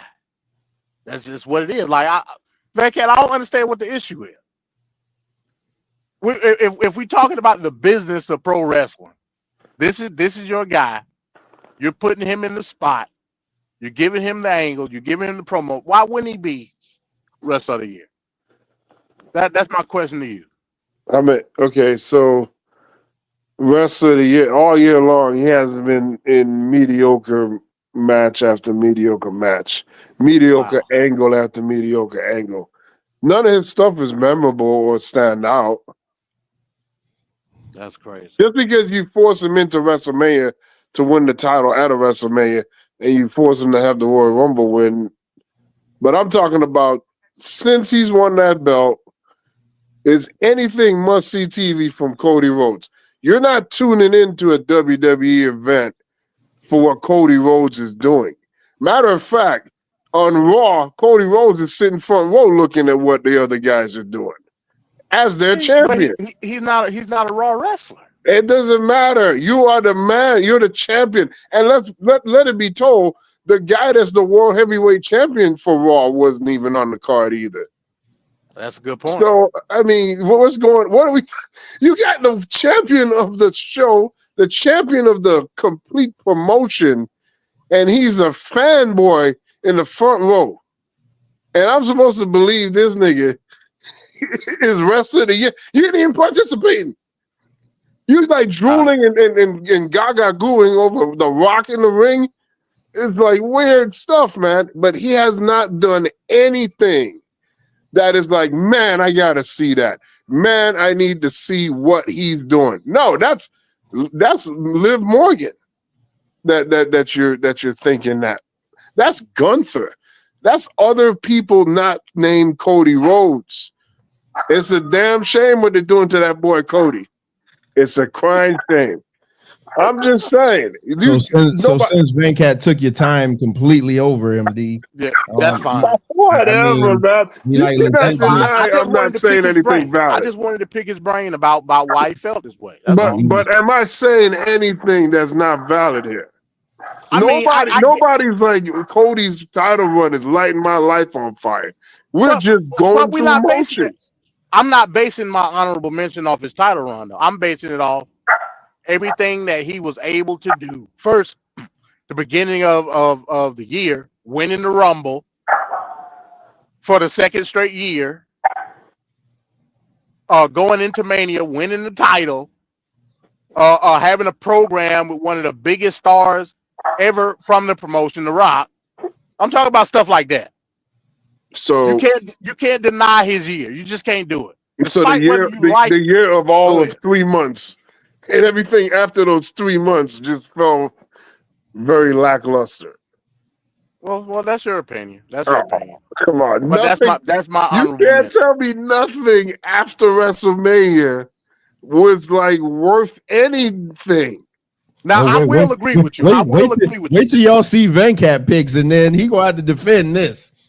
I will agree with you. A lot of the stuff that he's done after Mania has been undermined by Bloodline stuff. I'll agree with you on that. So if I give you something, I'll give you that. You see Bones here in the chat, right? Man, because Bones mad because Come on, Trevor, you always do this, man. You always delegitimize. He mad because he left AEW. He left them That's high and not dry. Bones ain't thinking about that. Come on now. Bones mad because of that. Stop it. Hold on, man, because I want we got to get the Venkat picks because he gonna have to defend these. what are you talking about? Hold on, so MD's honorable mention is Cody Rhodes. Just fantastic pick. Just fantastic pick. It's not fantastic. MD's wrestler of the year goes to none other than Will Ospreay. So there you go. Well, that's a legitimate pick. Yeah. Again, going back to what I whoa, hold on, MD. Hold on. It has Will Ospreay ever been AEW champion? No, but he had a great year of wrestling. Yeah. Again, going back to my point, wrestling fan versus wrestling purist. If I'm switching my characteristics of a wrestling purist, hands down, Will Ospreay has opened the eyes of a lot of people here in the States as far as what the next level of professional wrestling is in ring. That's just a fact. You can't deny that. And you can look at it side-eyed, I guess. And I would play devil's advocate and pick characteristics toward that. But from an in-ring perspective, people have not seen, I'm talking about here in the States, people have not seen the level of pro wrestling that Ospreay is bringing to the table right now. He is a literal evolution of what we call wrestling purists. They're seeing something that's going to elevate what people view professional wrestling as. That's just a fact. So I can't do nothing but give him his flowers. He is the wrestler of the year. Point blank, period. Now, well, when I get to my pick, I'm because me and Bones had this argument. See, that's why Bones he coming in this way, because me and him had this argument about this very person here. So I'll expound on it when my pick comes. Think of it this way, real quick, Trail, and then you can move on. Like a person like me, when I grew up watching wrestling, yeah, I was into the theatrics and the storylines. But I wanted to see people like Guerrero. I wanted to see Mysterio, Dean Malenko. People like that. And a lot of the wrestlers that we see today grew up thinking that had that same mindset. The next evolution of what professional wrestlers in the future are going to standard themselves by is Will Ospreay. That's just a fact. You can look at it as okay, they're not encompassing everything there is about professional wrestling. A lot of people argue that with some wrestlers today. In retrospect, talking about the vanilla midget and blah blah blah, this and that. But they were purists of the sport of professional wrestling. The next generation, when they look back and say, "This is who I want to model myself as," is going to be Will Ospreay. You can disagree with it. That's fine. But I'm looking at it from a wrestling purist perspective. I'm going. I mean, you present a fantastic argument, but I'm about to come back on you. So that's Oh my goodness. So everybody that's watching, it's Venkat's turn. So we're gonna there go Trevor being smug. Go ahead. We're going to get the Venkat's honorable mention. So Venkat, we just heard Venkat destroy the WWE champion. So we get it. We get it because we know we don't like him. Venkat's honorable mention for male wrestler of the year is none other than main event Jey Uso. Damn right. Why would it not be? Look what he's done all year long. I mean, from being a lackey of Roman to coming out, stepping out on his own, and being one of the highest merch sellers, if not the highest merch seller, to the crowd participation and interaction that he gets, the energy from the crowd. He just beat Drew the other night. You know, he won the Intercontinental title. That's why I put him as my honorable mention, because I think you can't deny his growth, and he's had it going all year long. So yeah, that's a lot better than again. This is wrestling. Wrestling is a world that's predetermined, and you can just stick titles onto people, whether it be a Royal Rumble, whether it be a championship belt. But what you can't stick on people is the fans and the crowd saying, yes, we want more of this dude. Jey Uso don't have that problem. If there was an equivalent of like a breakout star of the year, I would agree with that. Yeah. Because he organically got over. I agree with that point. You can't refuse, especially from where he was in the bloodline. And even going back before the bloodline, as Trevor always tells us how lowly the Usos were when they start out. So now this guy is like, at this point, man, come on, man. You can't. I had to give him an honorable mention to highlight how great that is. I don't agree with you, because I just saw him the other day. And I see how the crowd reacts to him. But everything that you said that he does, all the intangibles for why you put him there, you look at Cody, who failed a year ago. You look at Cody, you said that the crowd reaction, I was just there. When they do that, whoa, that is not fake. That is legit. Everybody does that. So it's just weird that you literally just named out the exact same intangibles. Oh, and by the way, Jey Uso's win-loss record is more losses than wins, just so you know that on TV. He has taken a lot of pins this year. So just so you know that.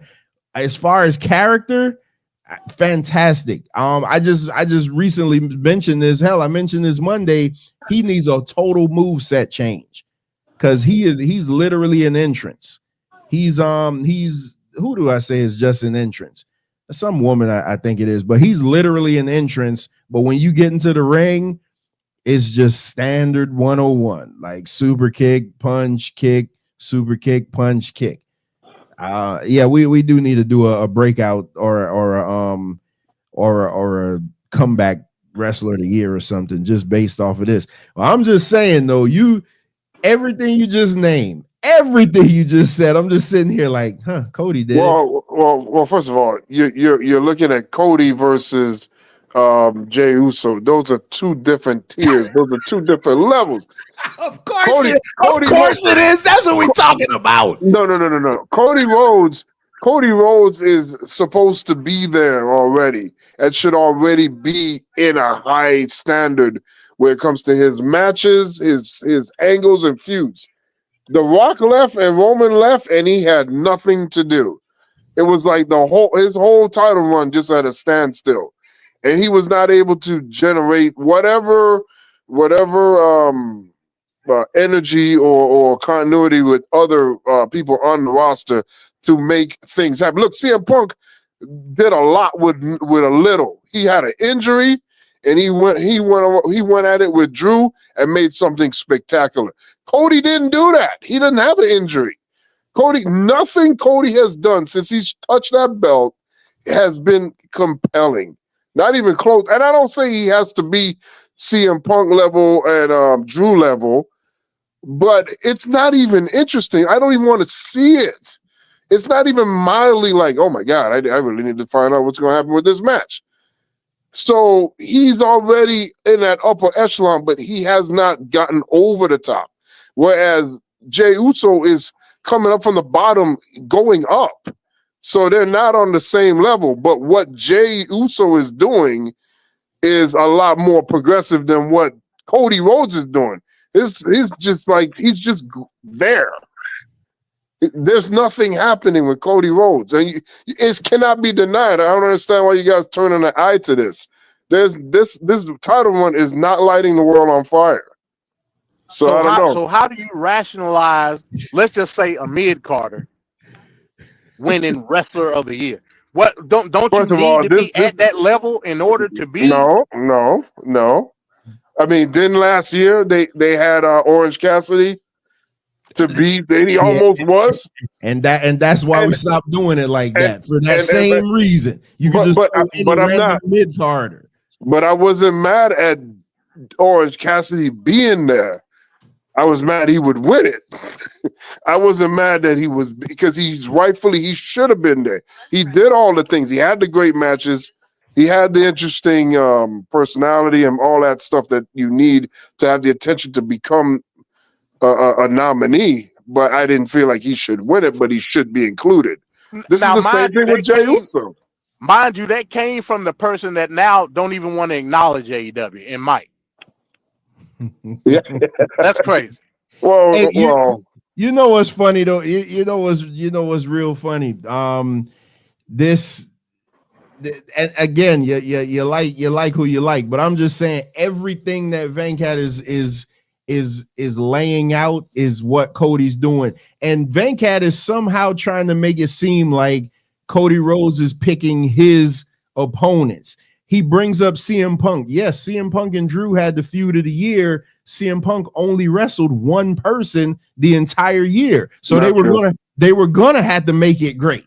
Not true. Cody has basically ran through the entire rock. And then here's the other thing that you do that just so infuriating. So you'll say how boring Roman Reigns' title run was. You'll say Roman Reigns don't have a good match. Roman Reigns ran through the entire roster, but Roman Reigns somehow should have kept the belt for another year. Yes. Okay. Yes, because how often do you have a guy that's on a reign of 4 years? So you're setting up for that bigger win at the end. Right now, we didn't do that, and we got Cody just in middle aged and crazed. I mean, it's just underwhelming. Like, he should have had hot matches, and this was not a problem for Cody because the year before, what was he doing? He was messing with Brock Lesnar and having. Seth Rollins. That's it. He only wrestled those two. What do you mean, whatever?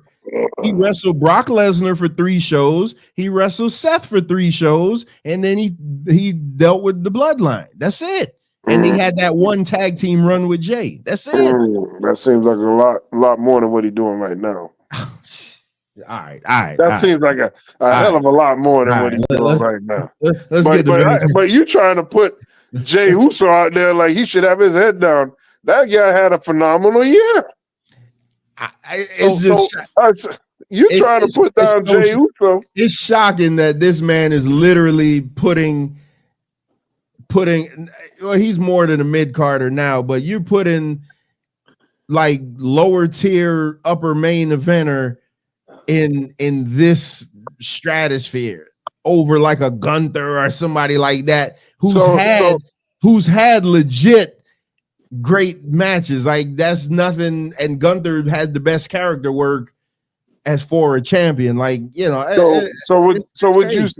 Would you say that a guy being a champion, let's say like Sergeant Slaughter or Ultimate Warrior, they were the champion, and you could look at a guy that's a quote unquote mid card, like a Ravishing Rick Rude, like a Mr. Perfect, like a what's the guy name? Excellence of Execution, Bret Hart. And you could tell me that those mid-carders weren't having better stories, better rivalries, better matches than the guy that has the belt on the top. This is what I'm saying with Jey Uso. Not necessarily the matches per se on the most of it, but it's just not the matches, not the wrestling matches. Well, you know that wrestling has multiple aspects to it of where you can garner success. Guys garner success on the mic. Guys garner success in the technical aspect in the ring. Guys garner success on many different fronts. Jey Uso has been able to capture legitimately the fans, and his personality and persona has exploded, and it can't be denied. But it's what he do after that. Like Trevor just said it. What happens when the bell rings, Venkat? Yeah. Hell, what happens when he gets on the mic? He's terrible. He's not good on the mic. Have you heard a promo from Jey Uso? This is a Jey Uso promo. Main event, Jey Uso is in your city. Yeet. That's his promo. Last thing I'll say, we'll revisit this after, and I guess we're doing a Royal Rumble review. Yeah, we're gonna do the Royal this Rumble after the ladder match with him and Kevin Owens. Revisit. I think it's pretty bad that you guys, to bring up Cody, you guys got to tear down Jay. But that's what you're doing. That's pretty sad. I'm not. I'm saying Cody. Everybody that you guys have picked. Well, I didn't tear one person. That is you. That, oh man, MD, you picked Cody. Well, Cody's terrible. This and that. I ain't say all that. I ain't say all that. I'm saying that Cody is underperforming. We've said this before. Rhea Ripley was underperforming as champion at one point. So this is nothing new. For some reason, you can't say nothing about Cody. Oh, what you a crybaby? You're a Cody crybaby? Well, I mean, I did just do a short that have over 2,000 views on it saying Cody Rhodes needs to turn heel. I mean, I did do that. I did do that. Yeah. I'm just saying, you guys are tripping.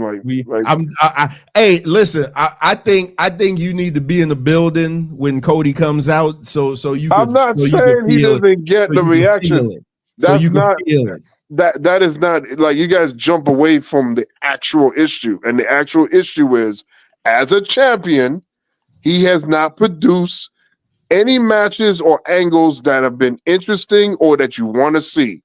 And nobody is trying to watch any of these pay-per-views or PLEs or whatever he's on for him. It's other people you're watching it for. You're watching it for CM Punk. You're watching it for Roman Reigns. You're watching it for The Rock, so on and so forth. You're not watching these things for Cody Rhodes.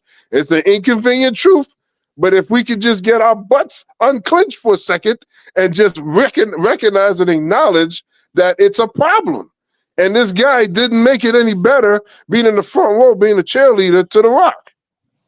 That's all I'm saying. And I'm not saying anything that's left. I'm not saying anything that's biased. I'm saying reality. And the reality situation is he's underperforming as a champion. You know why I always say you so disingenuous, man? Oh, Lord. So Jey Uso's IC title reign was performed well. See, you're always doing. I'm just asking the question. You're doing the whataboutism. Answer the question. Just answer the question. The criteria for Jey Uso is different than it is for. Like that's what I'm saying. You can't answer the question. See, because you're not talking to somebody who don't watch this stuff. So everything you trying to throw out, you know what you do?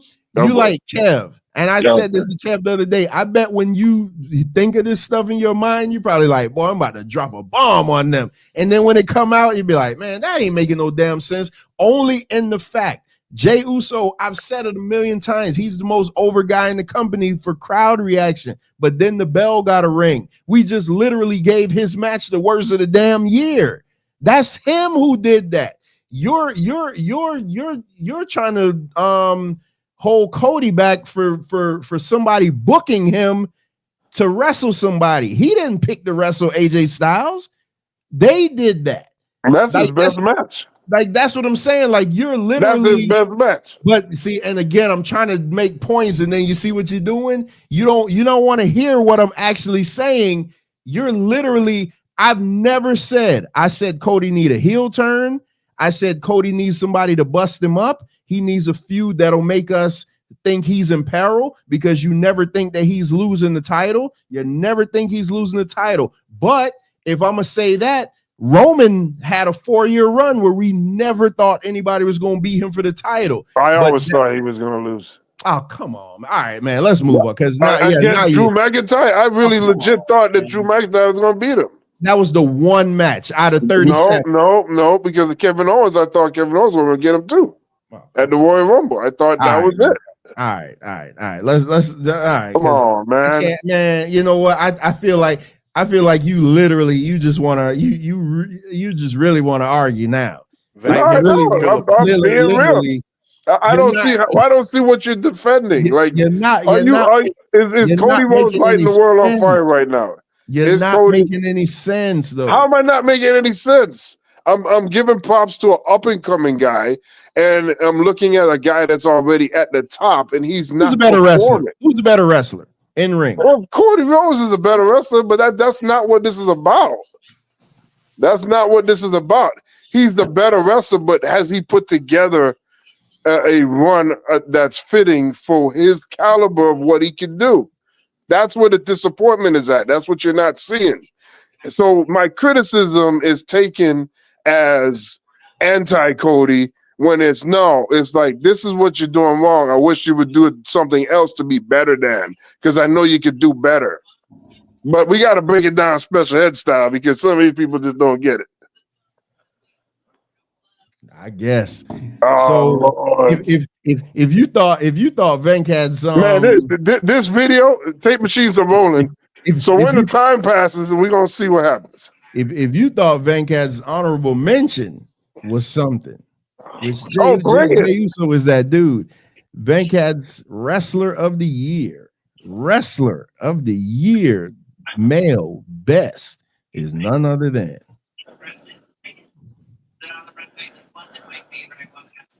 that's right, the best champion we had all year.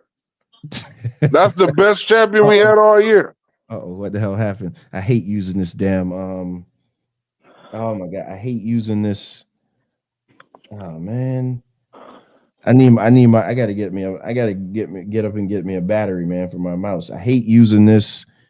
This touchpad. All right, Venkat. El Campeon. Go ahead and let us know about your pick. Yeah, exactly. There's another guy. That's a guy coming up from the bottom. I love that. I like seeing those guys come up. And Damian Priest, nobody could say that Damian Priest, his matches, when he had that championship, when he got the championship, and when he was a part of Judgment Day as a tag team, he had all these great matches, and he also had angles that you were interested in watching. Cody Rhodes didn't have that. And Gunther, he was, he's still kind of new in my mind as the World Heavyweight Champion. It hasn't really hit like Gunther should hit, but he's been the best champion. Damian Priest has been the best champion. And when he won the title, I was like, oh, man, this guy's weak. And over the course of watching his matches and him defending the title, he's proved me wrong. And I'm like, no, Damian Priest is legit. So I'm recognizing what he did. And I think he was the best champion all year that we had. In WWE, he was the best champion. His matches delivered. His matches were interesting. And I look forward to seeing when he wrestled, unlike Cody Rhodes, and at some occasions, unlike Gunther. So, yeah, go ahead. Go ahead. Do what you do. I got nothing. Because you're trying to delegitimize. I'm not saying that these guys. I'm not saying these guys aren't great. If you want to talk about the most dominant champion in all of WWE, you look no further than Obafemi. But I understand mid-card champion versus the main champion, and I'm looking at win-loss record. I asked you how many matches Jey Uso won, and I told you he lost more than he won. You say you ain't care. It didn't matter. Well, how you the wrestler of the year? This is wrestling. Come on, man. This is wrestling. It's about, can you draw the audience intrigue? Can you make people buy into you and your matches? That's what it's about. Cody Rhodes has not done that, not one iota. That's all I'm saying.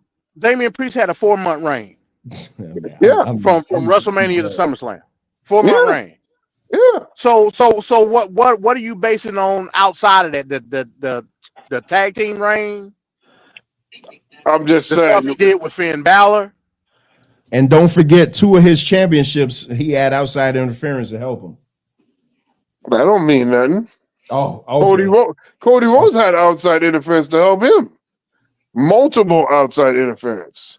That don't mean nothing. That was to win the title against Roman, and that's the type of match it was. Yeah. You see how he loved to move the goal? How am I moving the goalpost? He had outside interference. On that one match. Oh, come on. That was the basis of the match. Oh, Come on, man. Man, what come you on. doing? No. I'm sticking with my pick. This guy, his title run was the best outside of Liv Morgan, obviously. Outside of Liv Morgan, this was the best title run that we had seen all year long.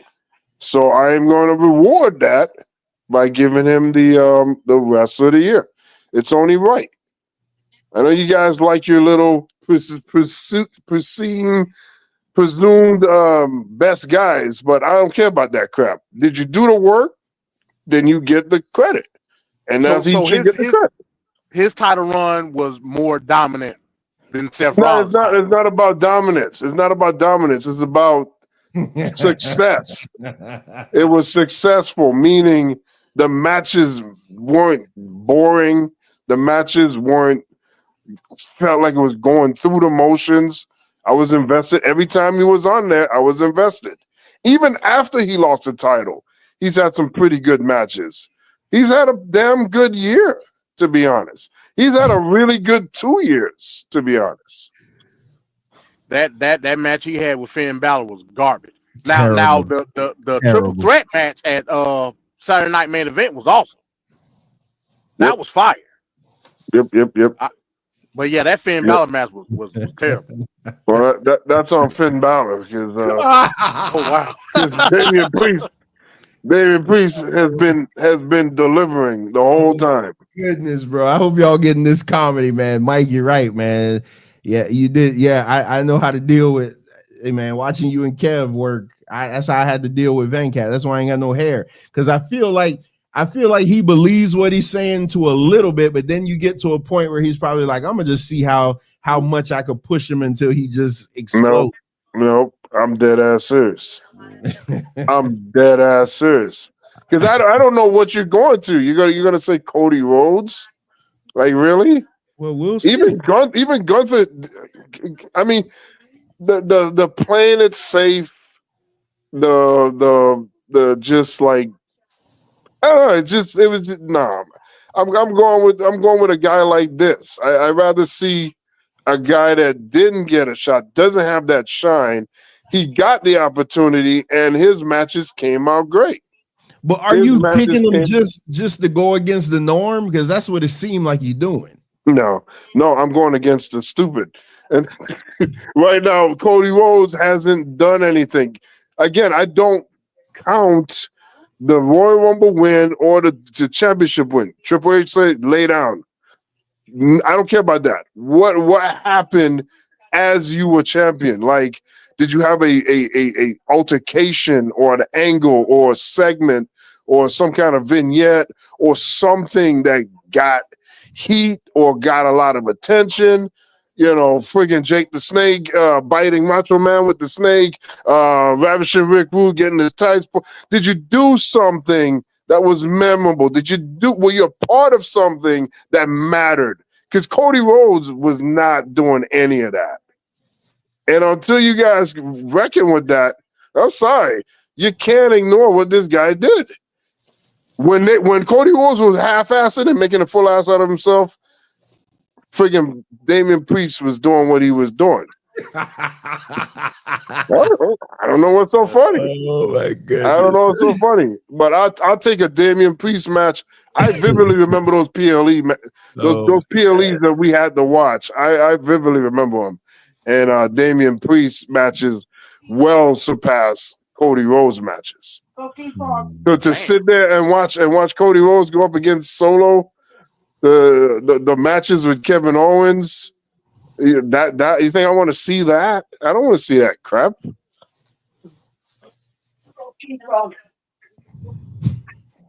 ahead. All right, on to Trevor's pick. All right, man. Oh Lord, you people are crazy. Oh my goodness, bro.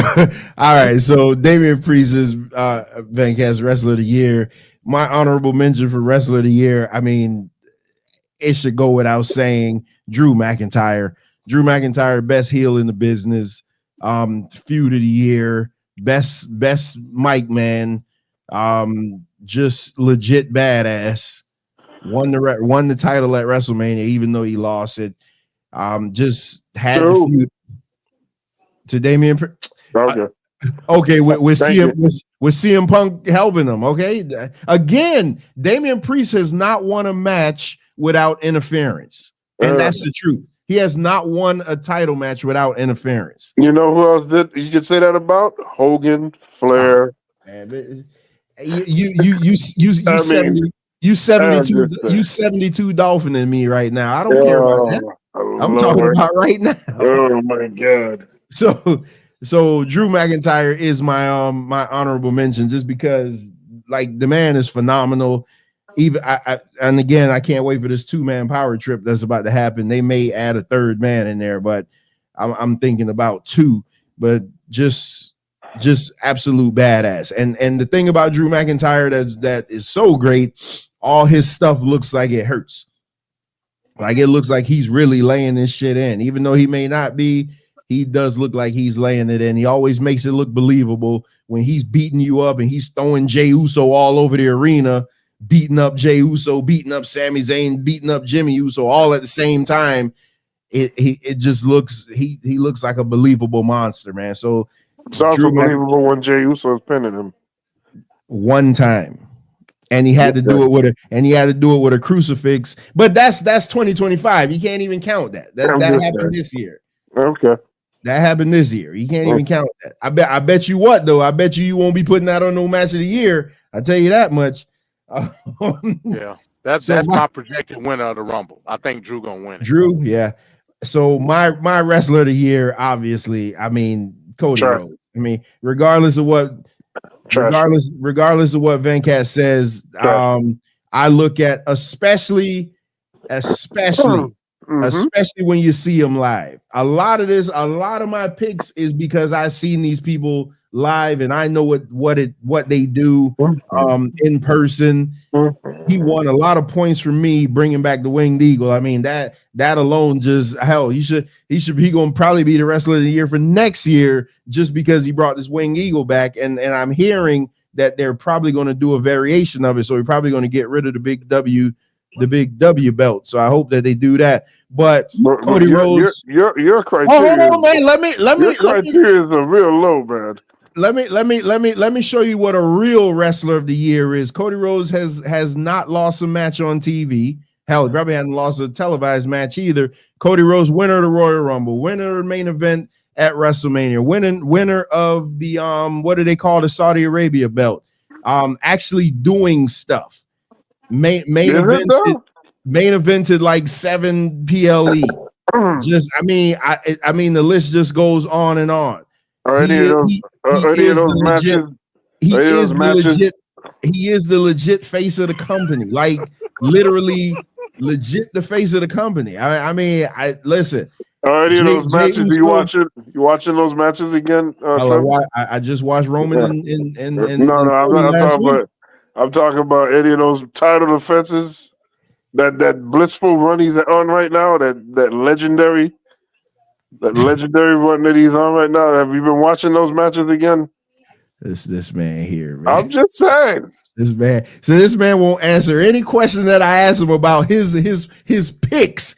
But he want to question me after I literally just ran down the whole pedigree. Like you can't deny it. Just because you don't like a guy, you can't take away his credit. I don't like the Buffalo Bills, but I think Josh Allen is the best quarterback in the NFL. I mean, it is what it is. So I'm the guy that could give other people credit. But with all that being said, to me, Cody Rhodes is the wrestler of the year. This is the conversation that me and Bones had.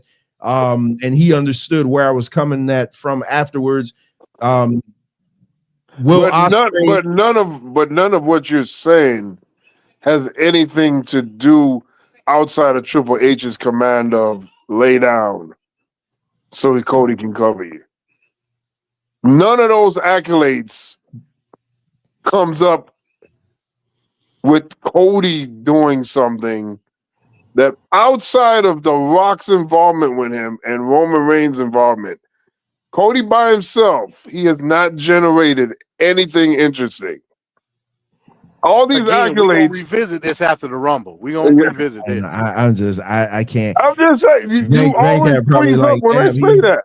He haven't talked in so long. You just want to keep me going, but I'm done. Stop it. I'm done. Stop it. I said my pick. I'm done. And I'm done. I'm done. I'm just saying this is gonna be a hell of a roll that tape. I need to start that segment.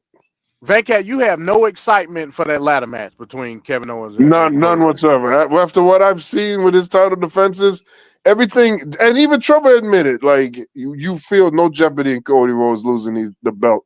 His entire run, you just knew he wasn't going to lose, so you got to get over that hurdle. And then when you watch the match, it's just going through again. Roman Reigns matches are the worst. Cody, at least Cody has a moveset. But there's no synergy or any kind of like compatibility with what's going on. And then what gets trying to think, boy. You know, I'm not trying to think anything. I mean, if you can't see what I'm saying, I don't know what the hell to say for you. But there's nothing there. There's nothing there at all. Like, there's no big match feel with Cody Rhodes' defenses at all. And I don't know what to help. I mean, the only thing that could help was that's why I was kind of mad The Rock is acting like he don't want to wrestle anymore. But that's the only, I was hoping that would happen. That maybe it would give a nice change and something interesting could happen. But what we've been getting from Cody's title defenses has not been interesting. It's just been just do this, hold out until something better comes along. But there's nothing going on. So that ladder match is probably going to be co-main event to the men's Royal Rumble. I don't know if we're doing a watch along or not. Yeah. Yeah, February 1st. Yeah, are we doing a watch along? Is that the one that's taking place in Saudi? No, that's next year. No, that's next year. Yeah. Okay, so it'll be this is Indianapolis. Yeah, because the Super Bowl is the following week. So yeah. So we'll do a watch along. Yeah. I want you to pay. We're gonna put emphasis on that ladder match because I think it's gonna be great. Okay. Venkat already MD. You're talking to a brick wall. He already got his mind made up. Trevor is blatant with his hate. Okay. I'm gonna tell you exactly how Venkat is, and I don't expect this to happen. But say this presidency like just goes great, everybody gets raises, and the economy turns around, and this and that. That tape fist politics on election night, Venkat will still come on and say that Trump did nothing good. Oh Lord. And that's how he feels about Cody. Now tell me that I'm lying. You're lying. Oh, okay. And I'll tell you specifically why you're lying. Because when Donald Trump's first term came, and he came with the whole I'm gonna give us better health care than Obamacare. I was like, oh, this is great because the Democrats are already all in on universal health care. So whatever better health care you're talking about, they're going to go along with it. They're not going to do like the Republicans and just say no because you're the opposition. So I don't have to worry about the Democratic side. And then Donald Trump has the Republicans so far up his ass that now those people that were saying no to Obamacare when it was being crafted and when it was implemented, they will then go, if Trump says we're going all in on this, they're going to do it. So now there's an opportunity for us to have this better health care. So if it came at the hands of Donald Trump, then that's great. We got there. New season and that was an easy layup. I said new season TFP January 21st. I know. Well, so that was an opportunity right there for him to at least broach some level of greatness, make a deal that would have actually affected people in a positive way. He didn't do it. And that was the pivotal moment that let me know who I was really dealing with. Well, so, but if he did something great, that'd be great. I don't care where it comes from. What the hell I care about that? I can't believe that. I just can't. Okay. All right. I didn't realize it was Trevor knows me more than me. Nah, I ain't saying that, but me and you have had enough conversations. Oh Lord. And I watch your pattern. I study your pattern. How many times have you come out on the other end saying, "Oh, I guess I was right"? Then just in this show, did you not? As a matter of fact, was not being laughed at for saying what I said about Edge being better, the better pick. And now here, I mean, what is many months later? Again, we say tape machines are rolling. It really does roll. But, hey, we're in that moment again. The only problem with that is that it takes time for it to be unveiled. That's the only problem. But, hey, I've been the same way consistent the whole time, man.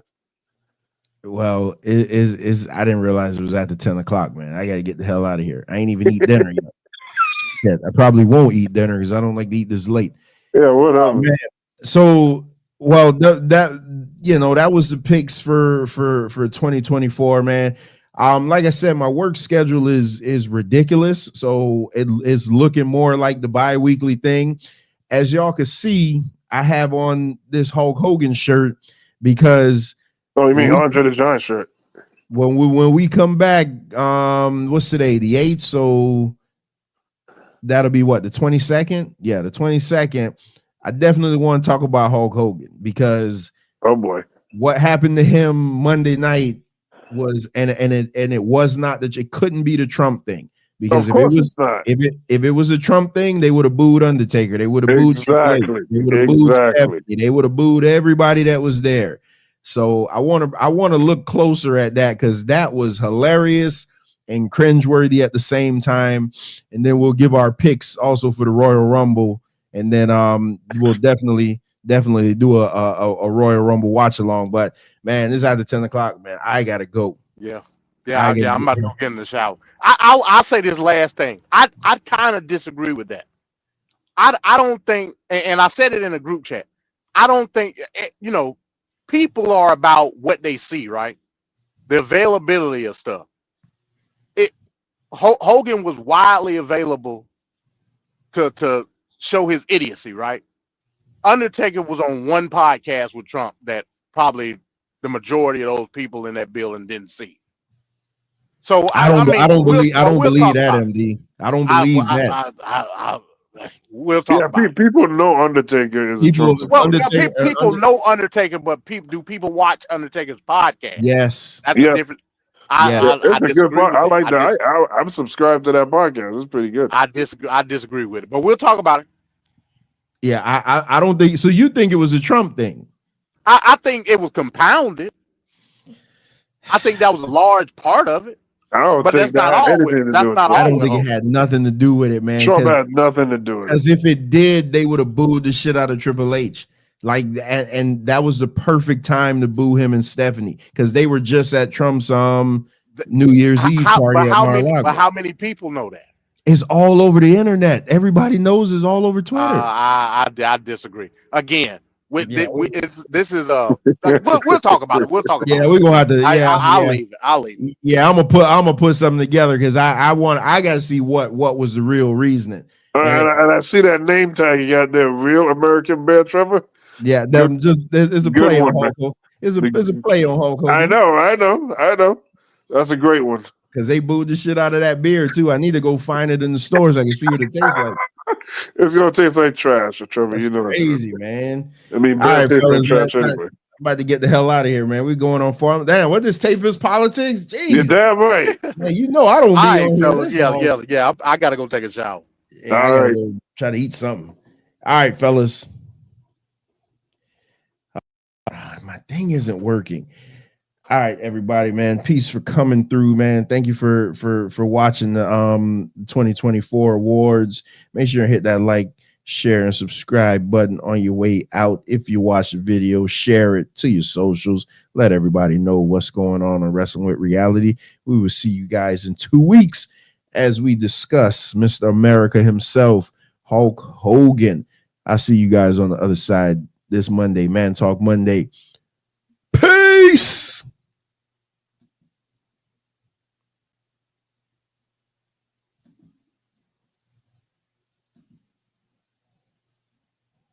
Come take a walk through my heart, a stroll through my soul. Been smart from the start, wasn't taught, wasn't told. You could climb through my mind, or fly through my eye. And in time you will find what I rhyme is not a lie. Come take a walk through my heart, a stroll through my soul. Been smart from the start, wasn't taught, wasn't told. You could climb through my mind, or fly through my eye. And in time you will find